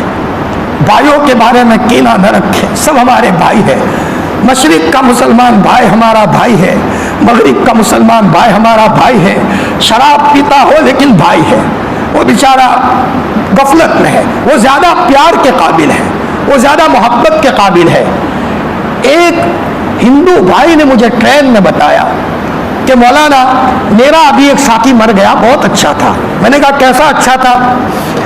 ایسا اچھا تھا مولانا، کوئی شراب پی کر گٹر کی نالی کے پاس پڑا ہو اور مچھر بھن بھناتے ہو، دھوپ میں پڑا ہو، تو میرا ساتھی اس کے اوپر چھاتا کر کے بیٹھ جاتا تھا جب تک کہ وہ ہوش میں نہ آئے. مچھر اڑاتا تھا، اس کا منہ دھوتا تھا، پھر کہتا تھا بھائی ایسا مت کر، تیرے بچے ہیں، اور اس کو حقیر نہیں سمجھتا تھا. یہ ایک غیر مسلم بھائی بتا رہا ہے ہمیں کہ میرا ایک بھائی ابھی انتقال فرما گیا، ایسا تھا. تو ہم تو مسلمان ہیں، ہمارے صفات تو بہت عالی ہونے چاہیے. حقیر سمجھنے کی سزا ہم نے اس سے پہلے بات میں بتائی تھی. شیخ الحدیث مولانا یونس صاحب جون پوری فرماتے تھے کسی مسلمان کو اگر کوئی حقیر سمجھے گا، موت کے موقع پر ایمان سلب ہونے کا اندیشہ ہے. اللہ حفاظت فرمائے. آج ہم اسی میں ملوث ہیں. ہم سب کو توبہ کرنے کی ضرورت ہے. دل میں کسی کے بارے میں کینہ ہو بھائی صاف کر دو, تھوڑی دیر اپنا دل صاف کر دو. اور اگر مان لو کہ اگر کسی کے بارے میں ہے, انشاءاللہ کل سے ہی کیا رات میں موقع ملے تو رات کو جا کر کے اس سے گلے ملے, خوب روئے, قدموں میں بیٹھے. بھائی تمہیں جوتے مارنا ہو تو مار دو, تم میرا بڑا بھائی تھے, میں آج تک نہیں بولا ہوں لیکن میری غلطی تھی, تم معاف کر دو بھائی. بھائی بھی کہے گا میرا چھوٹا بھائی میرے پاس آیا ہے, بھائی بہت پیار ہے, گھر میں کوئی چیز ہوگی تو بھائی دے دے گا, میں بھی معاف کرتا ہوں. فرمایا کسی کے بارے میں بھی ایسا ہو تو اس طریقے سے اپنا دل صاف کرے, ایسا جینے میں مزہ ہے. یا رب لک الحمد کما ینبغی لجلال وجہک ولعظیم سلطانک. سبحان اللہ وبحمدہ عدد خلقہ ورضا نفسہ وزنۃ عرشہ ومداد کلماتہ. سبوح قدوس ربنا ورب الملائکۃ والروح. سبحان اللہ وبحمدہ سبحان اللہ العظیم. سبحان اللہ وبحمدہ سبحان اللہ العظیم. سبحان اللہ وبحمدہ سبحان اللہ العظیم. سبحان اللہ سبحان اللہ العظیم وبحمدہ. سبحان الابدی سبحان الابدی الابد. سبحان الواحد الاحد. سبحان الفرد الصمد. سبحان رافع السماء بغیر عمد. سبحان من بسط الارض على ماء جمد. سبحان من قسم الرزق فلم ينس احدا. سبحان الذي لم يتخذ صاحبة ولا ولدا. سبحان الذي لم يلد ولم يولد ولم يكن له كفوا احد. اللهم صل على سيدنا محمد وعلى آل سيدنا محمد كما صليت على إبراهيم وعلى آل إبراهيم إنك حميد مجيد. اللهم بارك على سيدنا محمد وعلى آل سيدنا محمد كما باركت على إبراهيم وعلى آل إبراهيم إنك حميد مجيد. اللهم صل على محمد وعلى آل سيدنا محمد صلاة تنجينا بها من جميع الأهوال والآفات وتقضي لنا بها جميع الحاجات وتطهرنا بها من جميع السيئات وترفعنا بها على الدرجات وتبلغنا بها أقصى الغايات في الحياة وبعد الممات إنك على كل شيء قدير. اللهم صل على محمد كلما ذكره الذاكرون وصل على محمد كلما غفل عن ذكره الغافلون. لا إله إلا الله الحليم الكريم. سبحان الله رب العرش العظيم والحمد لله رب العالمين. نسألك موجبات رحمتك وعزائم مغفرتك والغنيمة من كل بر والسلامة من كل إثم. لا تدع لنا ذنبا إلا غفرته ولا هما إلا فرجته ولا كربا إلا نفسته ولا ضرا إلا كشفته ولا مرضا إلا شفيته ولا حاجة هي لك رضا إلا قضيتها ويسرتها يا أرحم الراحمين يا أرحم الراحمين يا أرحم الراحمين. ربنا ظلمنا أنفسنا وإن لم تغفر لنا وترحمنا لنكونن من الخاسرين. ربنا آتنا في الدنيا حسنة وفي الآخرة حسنة وقنا عذاب النار وقنا عذاب القبر وقنا عذاب الحشر وقنا عذاب الدين. ربنا لا تؤاخذنا إن نسينا أو أخطأنا. ربنا ولا تحمل علينا إصرا كما حملته على الذين من قبلنا. ربنا ولا تحملنا ما لا طاقة لنا به واعف عنا واغفر لنا وارحمنا أنت مولانا فانصرنا على القوم الكافرين فانصرنا على القوم الكافرين. اللهم إنا نسألك الهدى والتقى والعفاف والغنى. اللهم إنا نسألك علما نافعا وعملا متقبلا ورزقا واسعا وشفاء من كل داء. اللهم إنا نسألك فعل الخيرات وترك المنكرات وحب المساكين وأن تغفر لنا وترحمنا وإذا أردت بقوم فتنة فتوفنا غير مفتون. اللهم إنا نعوذ بك من الفتن ما ظهر منها وما بطن. اللهم بارك لنا في أسمائنا وأبصارنا وقواتنا واجعله الوارث منا. اللهم اجعل حبك حب الأشياء إلي واجعل خشيتك أخف الأخشاء عندي واقض عني حاجات الدنيا بالشوق إلى لقائك.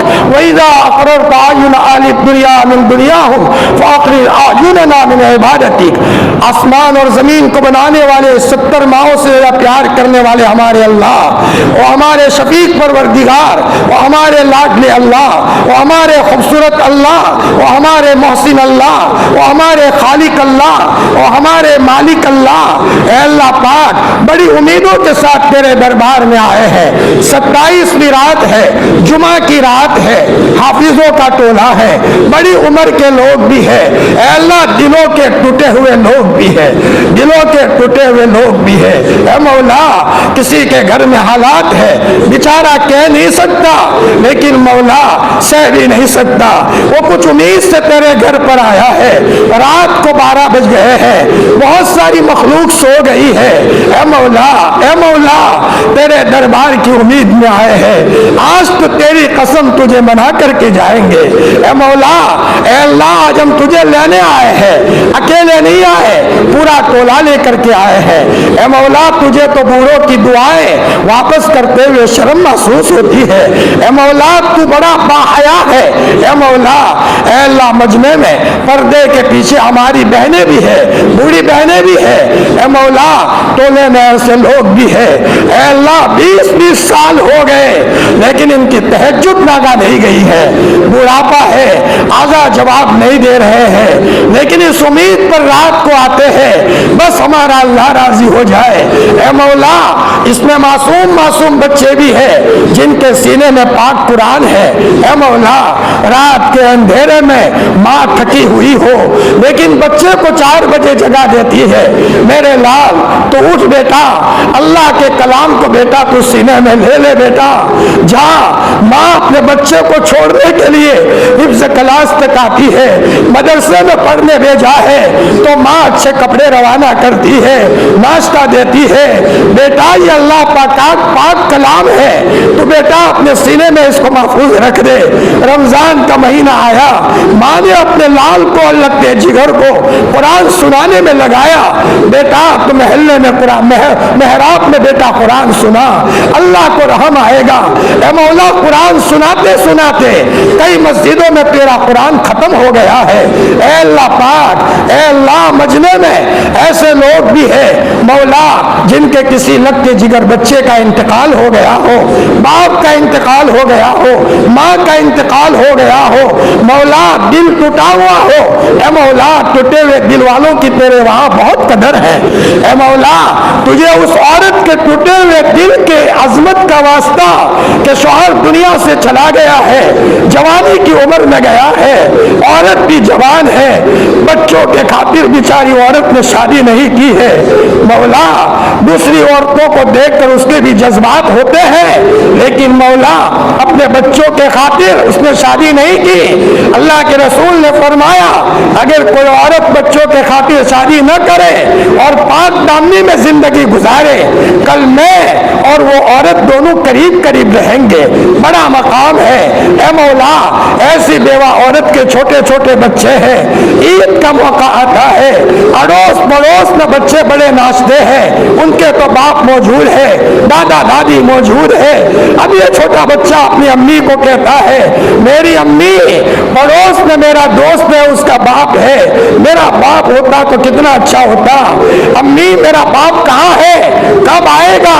7 سال کا بچہ ہے، 5 سال کا بچہ ہے، وہ نہیں سمجھتا، وہ اپنے باپ کے انتظار میں ہے، تو ماں بولتی تو نہیں ہے، چپ کے یا تو باتھ روم میں جاتی ہے یا تو چادر اوڑھ کر سو جاتی ہے اور اپنا وہ آنسو چھپا لیتی ہے اور پھر ہمت کر کے کہتی ہے بیٹا آئیں گے، بیٹا تیرے ابا آئیں گے، بیٹا اللہ کے راستے میں گئے ہیں، بیٹا آئیں گے، لیکن اس کا دل چرا ہوا ہے۔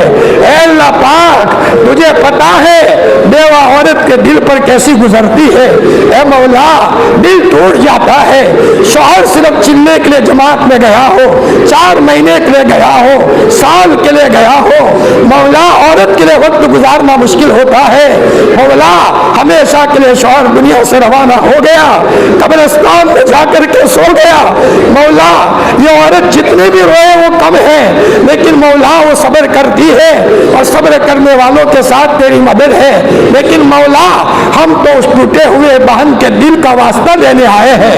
اے مولا ہم سب کی سن لے، ہم اس بہن کے دل کو آگے کرتے ہیں۔ اے مولا بہت سارے گھرانے ایسے ہیں بلا کسی قصور کے جوانوں کو جیلوں میں ڈال دیا ہے، مہینے ہو گئے، سال ہو گئے، لیکن بیوی اپنے شوہر کے چہرے کو دیکھنے کو ترستی ہے۔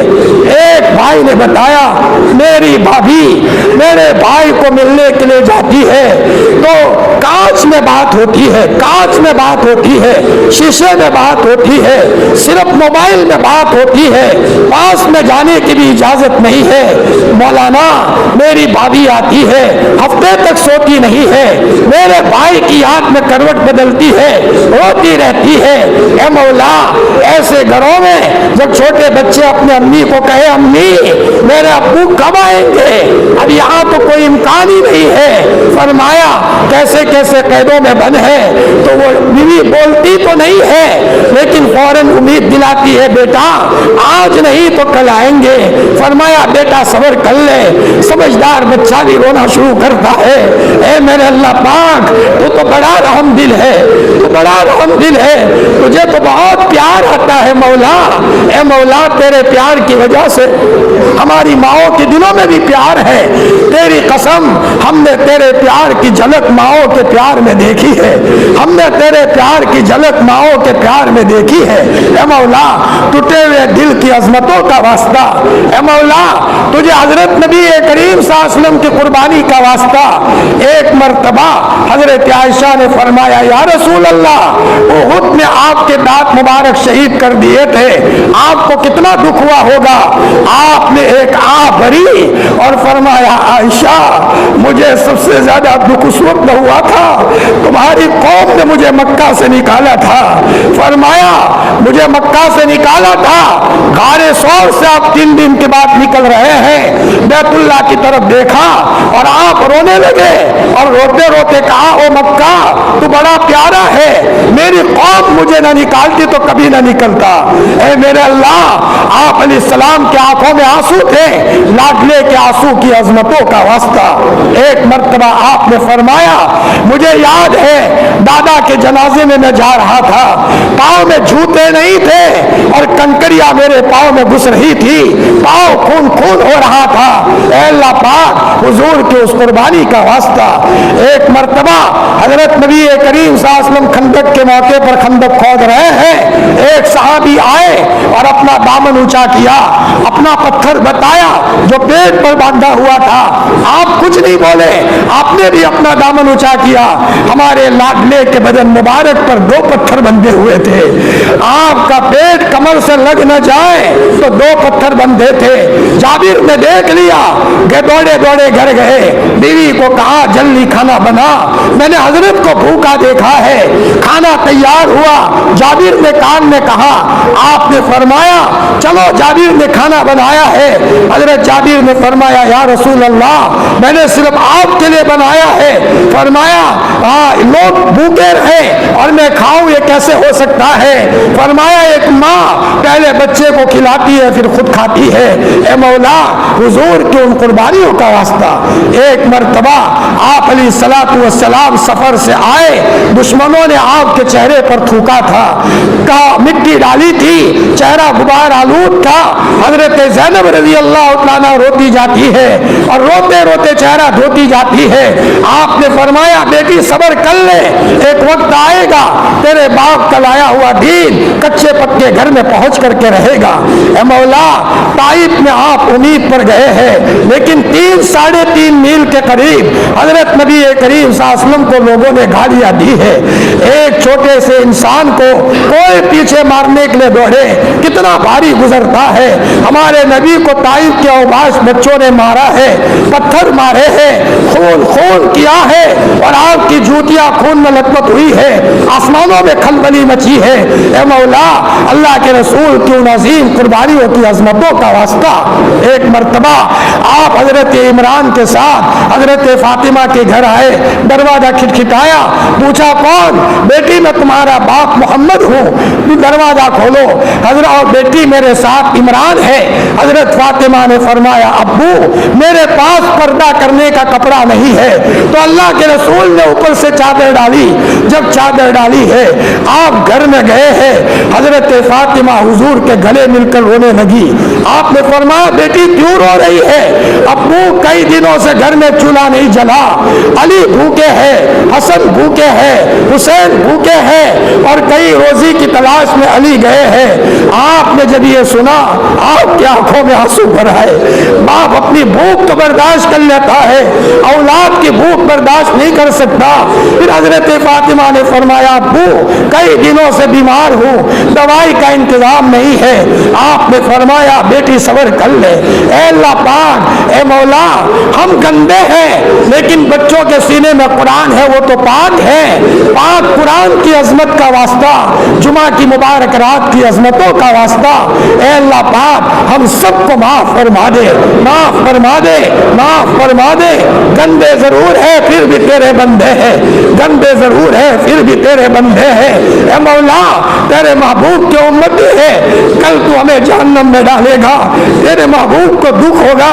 اے مولا جہنم کی آگ تیری قسم ہم سے برداشت نہیں ہوگی. اے مولا دنیا کی آگ کو تھوڑا سا لگ جائے, بدن کو لگ جائے, چیخ نکل جاتی ہے, جہنم کی آگ تو 70 گنا زیادہ ہے.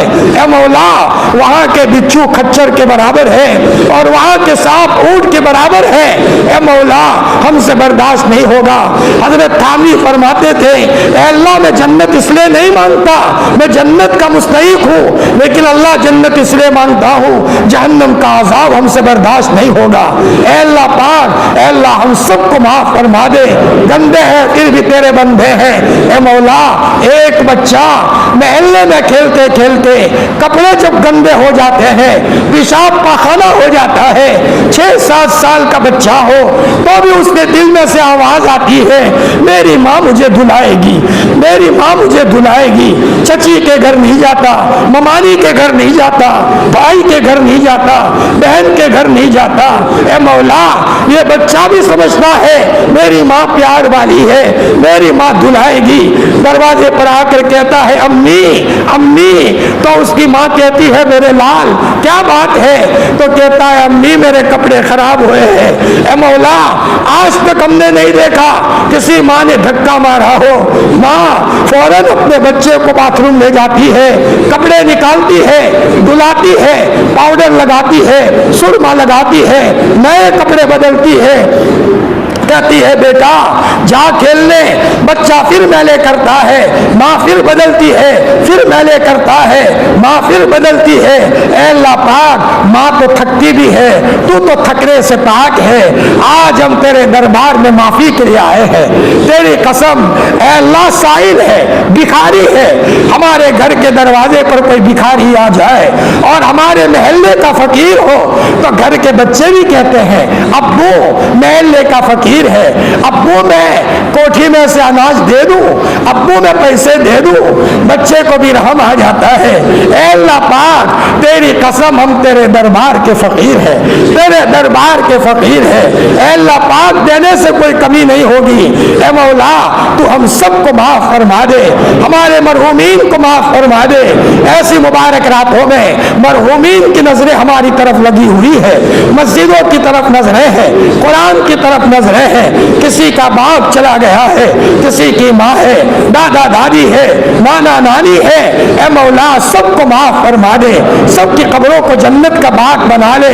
اے مولا تیرا کیا نقصان ہے, پوری امت کو معاف کر دے. اے اللہ تیرا کوئی نقصان ہونے والا نہیں ہے.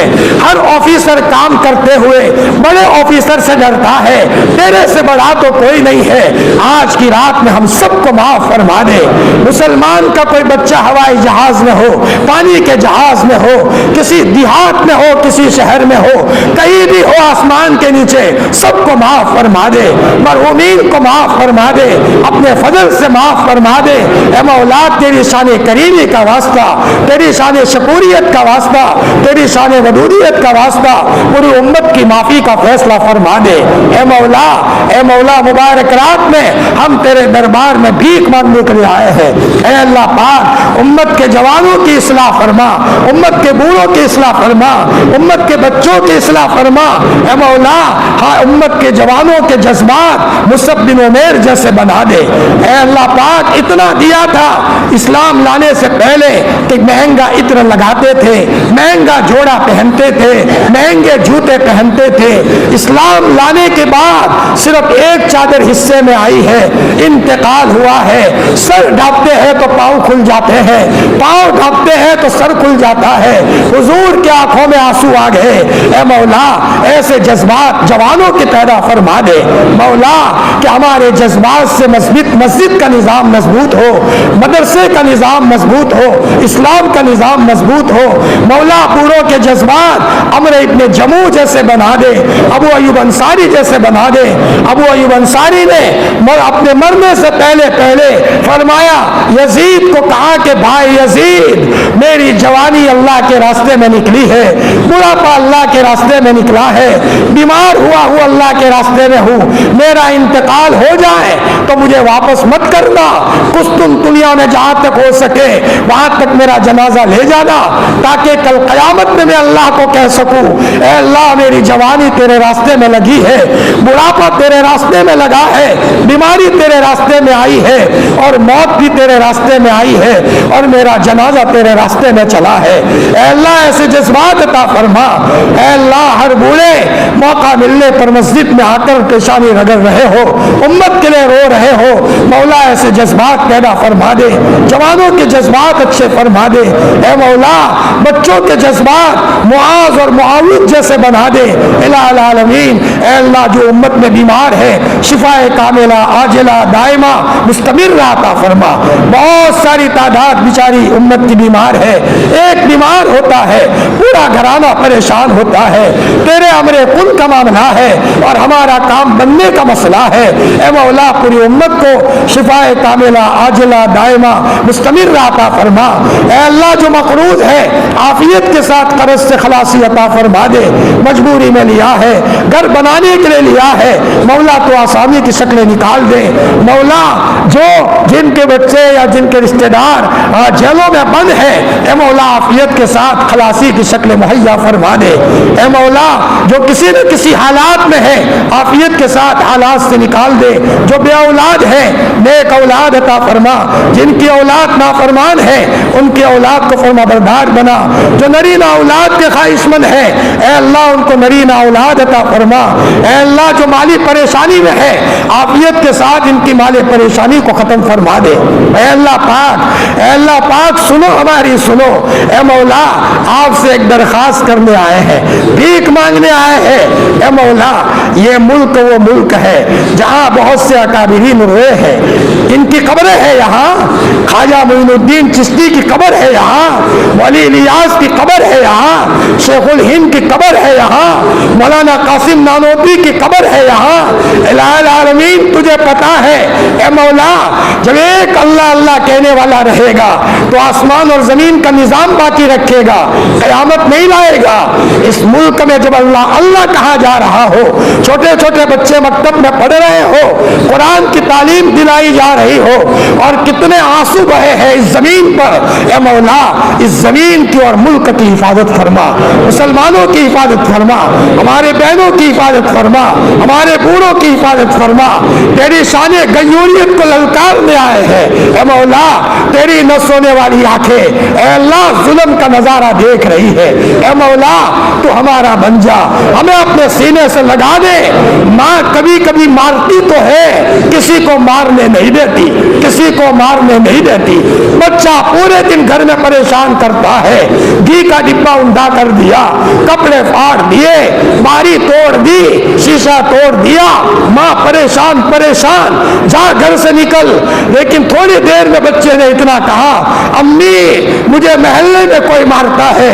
وہی ماں باہر آتی ہے، میرے لال کو کس نے مارا ہے، میرے لال کو کس نے مارا ہے؟ اے اللہ پاک بوڑھوں کو دیکھ، بوڑھوں کو دیکھ پیارے اللہ۔ اے اللہ بعض بوڑھے تہجد میں کیسا روتے ہیں، بوڑھوں کے رونے کی لاج رکھتے ہوئے اے مولا مسلمانوں کی حفاظت فرما دے، ظالم کے ہاتھ کو روک دے، امن و امان قائم فرما دے، ہمارے بہنوں کی عصمتوں کی حفاظت فرما۔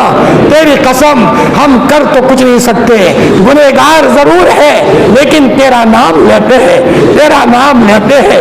رمضان کا چاند آیا تھا، بچے بچے خوش ہو گئے تھے، ابا کیا آیا؟ بیٹا رمضان کا مہینہ آیا ہے بیٹا۔ اے مولا تیری نہ سونے والی آنکھیں دیکھ رہی تھی، بوڑھے ہیں بیچارے، پاؤں کمزور ہے، 20 رکعت تراویح پڑھی ہے۔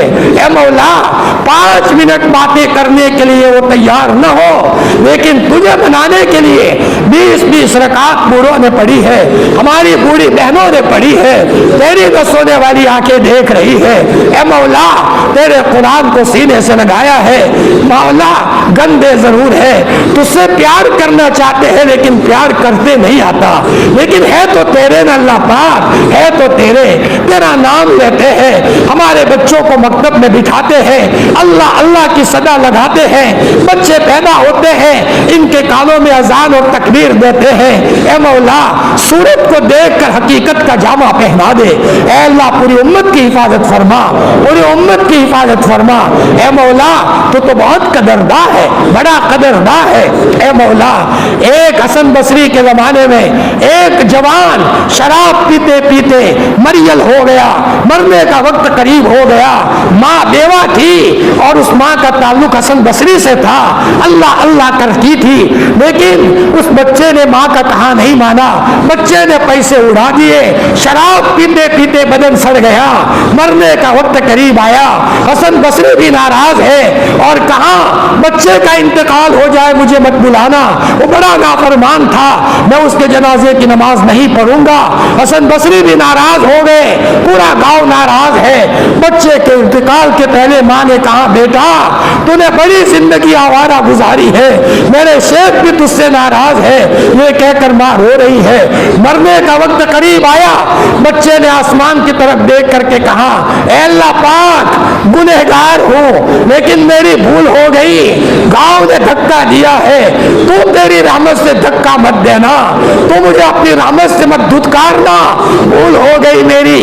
اور امی کو کہا امی جب میرا انتقال ہو جائے تمہارا 2 پتا لے کر میرے گلے میں ڈال کر کتے کی طرح گلی میں گھسیٹنا تاکہ لوگوں کو پتا چلے کہ ماں کے نافرمانوں کا ایسا انجام ہوتا ہے، دوسروں کو عبرت ہو جائے۔ یہ کہہ کر بچہ چلا گیا، مر گیا کلمہ پڑھتے پڑھتے۔ ماں نے نہلایا، کفن پہنایا، دروازہ بند ہے، کوئی جنازے کی نماز پڑھانے کے لیے تیار نہیں ہے، ماں روتی جاتی ہے، اتنے میں کسی نے دروازہ کھٹکھٹایا، ماں نے دروازہ کھولا، حسن بصری کا نورانی چہرہ ہے، حسن بصری کا نورانی چہرہ ہے۔ فرمایا حضرت آپ کیسے آئے؟ فرمایا بہن نے کیا بتاؤں، میں سویا تھا، اللہ پاک نے خواب میں آ کر کے کہا حسن سوئے ہو، میرے ولی کا انتقال ہو گیا ہے، جنازے کی نماز پڑھا لو، میرے ولی کا انتقال ہو گیا ہے، جنازے کی نماز پڑھا لو۔ اے اللہ وہ قرآن پڑھتے پڑھتے تو نہیں آیا تھا، تہجد پڑھتے پڑھتے تو نہیں آیا تھا، اشراق پڑھتے پڑھتے تو نہیں آیا تھا، اے مولا اتنا پیار تیرا، ہزاروں جانے قربان، ہزاروں جانے قربان۔ اے اللہ پاک آج ہم سب کو معاف فرما دے، پورے امت کو معاف فرما دے۔ اے اللہ امت اسباب کی دنیا میں ٹوٹ چکی ہے، تیرے سوا ہمارا کوئی نہیں ہے، اے اللہ تیری رحمت کے امید میں آئے ہیں، یا رجاء المؤمنین لا تقطع رجاءنا، وہ دعا کر لے جو حضرت یعقوب نے کی تھی اور تو نے یوسف کو پہنچایا تھا اور جبرائیل نے دعا سکھائی تھی، یا رجاء المؤمنین لا تقطع رجاءنا، یا غیاث المؤمنین اغثنا، یا معین المؤمنین اعنا، یا محب التوابین تب علینا۔ اے اللہ پاک ہم سب سب کو ہاتھ پکڑ کر منزل مقصود تک پہنچا دے. تیری قسم تیرے پاس آنا چاہتے ہیں, تیری محبت کو لینا چاہتے ہیں, لیکن نفس اور شیطان بیچ میں آ جاتے ہیں اور ہم بہت کمزور ہیں, لولے لنگڑے ہیں, ہمارا ہاتھ پکڑ کر منزل مقصود تک پہنچا دے. اے مولا تو کہاں ملے گا؟ تیری قسم تجھے لینے کے لیے کبھی ہم اجتماعوں میں چلے جاتے ہیں, کبھی جماعت والوں کا کھانا بنا لیتے ہیں, کبھی آنے والے مہمانوں کی روٹیاں بنا لیتے ہیں کہ تو مل جائے. اے مولا کبھی مسجد میں بیٹھ کر 2 رکعت پڑھ لیتے ہیں. اے اللہ اب تو آ جا, آ جا اللہ پاک, تو آ جا, ہمارے دلوں میں آ جا. اچھی اچھی چیزوں میں گھروں میں آ گئی, تو نہیں آیا, آج ہم تجھے بلانے آئے ہیں. اے مولا بچوں کے سینے میں قرآن ہے, اس کی عظمت کا واسطہ اے مولا ہم سب کے دلوں کو پاک صاف فرما دے. اے مولا ہم سب کی اصلاح فرما دے, کامل نماز دے دے, کامل ذکر دے دے, کامل تقوی دے دے, کامل اخلاص دے دے. ہمارے بچوں کو ہمارے آنکھوں کی ٹھنڈک بنا دے, موت سے پہلے پہلے ہماری اولاد کو تقوی کا بادشاہ بنا دے. بیوی ہو تو راتوں میں رونے والی بیوی ہو. رات کے اندھیرے میں شوہر نے ہچکیوں کی آواز سنی اور چادر اٹھائی تو دیکھا بیوی مسلح پکڑ کر رو رہی ہے, ہچکیاں لے رہی ہے. شوہر نے کہا پیٹ میں تکلیف ہے, بیوی نے کہا میرے سرتاج کوئی تکلیف نہیں ہے, لیکن میں اس لیے رو رہی ہوں کہ مجھے قبر کی اندھیری کوٹھی یاد آ گئی, مرنے کے بعد کیا ہوگا. اور میرے شوہر تم بھی میرے ساتھ رونے میں آ جاؤ, ہم دونوں روئیں گے, ہم دونوں نیک بنیں گے, بچے بھی نیک بن جائیں گے اور ہماری بچیاں بھی نیک بنے گی. شوہر سنا ہے راتوں کی تہجد سے اللہ ملا کرتا ہے, ہم دونوں نیک بن جائے. شوہر نے بیوی کو پوچھا تو کبھی بازار نہیں جاتی؟ دوسری عورتیں تو بازاروں میں جاتی ہے. بیوی نے کہا میرے شوہر ہمارے لیے نمونہ حضرت فاطمہ ہے. میرے شوہر تمہیں پتا ہے فاطمہ نے مرتے مرتے علی کو کہا تھا, علی جب سے بالغ ہوئی ہوں میرے نظر کسی غیر محرم پر غلط نہیں پڑی اور کسی غیر محرم کی نظر میرے اوپر غلط نہیں پڑی, اس لیے علی میں باہر نہیں جاتی, اس لیے میرے شوہر میں باہر نہیں جاتی. اور میری نصیحت یہ ہے, فرمایا حضرت فاطمہ نے حضرت علی کو کہا تھا رات کے اندھیرے میں میرا جنازہ لینا. بیوی نے بھی اپنے شوہر کو کہا میرے شوہر ہم حضرت فاطمہ کے نام لینے والے ہیں. شادی کا وقت قریب آیا, بچیوں کی ایسی تربیت ہو جائے وہ بچی اپنی ماں کو کہے میری ماں میری شادی کا ڈھنڈورا زیادہ مت پیٹو, مجھے شرم بہت آتی ہے. اور میری ماں جب میری رخصتی ہو جائے تو رات کے اندھیرے میں میری رخصتی کروانا, میری ماں مجھے بہت شرم آتی ہے. ماں بھی کہے گی میری بچی کتنی تقوی والی ہے. اے مولا امت کی عورتوں میں حیا پیدا فرما, غیرت پیدا فرما, شرم و حیا پیدا فرما. ہاں چھوٹے سے بچے نے اپنی ماں کو پوچھا ماں تو پکاتے پکاتے کچھ پڑھتی رہتی ہے؟ امی نے کہا بیٹا میں درود پڑھتی ہوں, میں درود پڑھوں گی تو اس کا نورانی اثر کھانے میں آئے گا. خواجہ معین الدین چشتی کو ان کی ماں نے کہا تھا بیٹا تیرے ہاتھ پر لاکھوں لوگوں نے کلمہ پڑھا ہے, یہ تیرا کمال نہیں ہے, تیری ماں کا کمال ہے. بیٹا جب تو میرے پیٹ میں تھا شک والا لقمہ پیٹ میں جانے نہیں دیا, اور بیٹا جب تو پیدا ہوا ہے بغیر وضو کے میں نے تجھے دودھ نہیں پلایا ہے, اور بیٹا میں تیرے لیے بہت روئی ہوں, تیری ماں کے رونے کا اثر ہے. مولانا علی میاں صاحب فرماتے ہیں رات کا اندھیرا ہوتا تھا, میری ماں چار پائی کے پاس میری چار پائی کے پاس ہچکیاں لے کر رونا شروع کرتی تھی. میری نیند اڑ جاتی تھی اور یوں کہتی تھی کہ اللہ میرے علی میاں سے 100 آدمیوں کا کام لے لینا.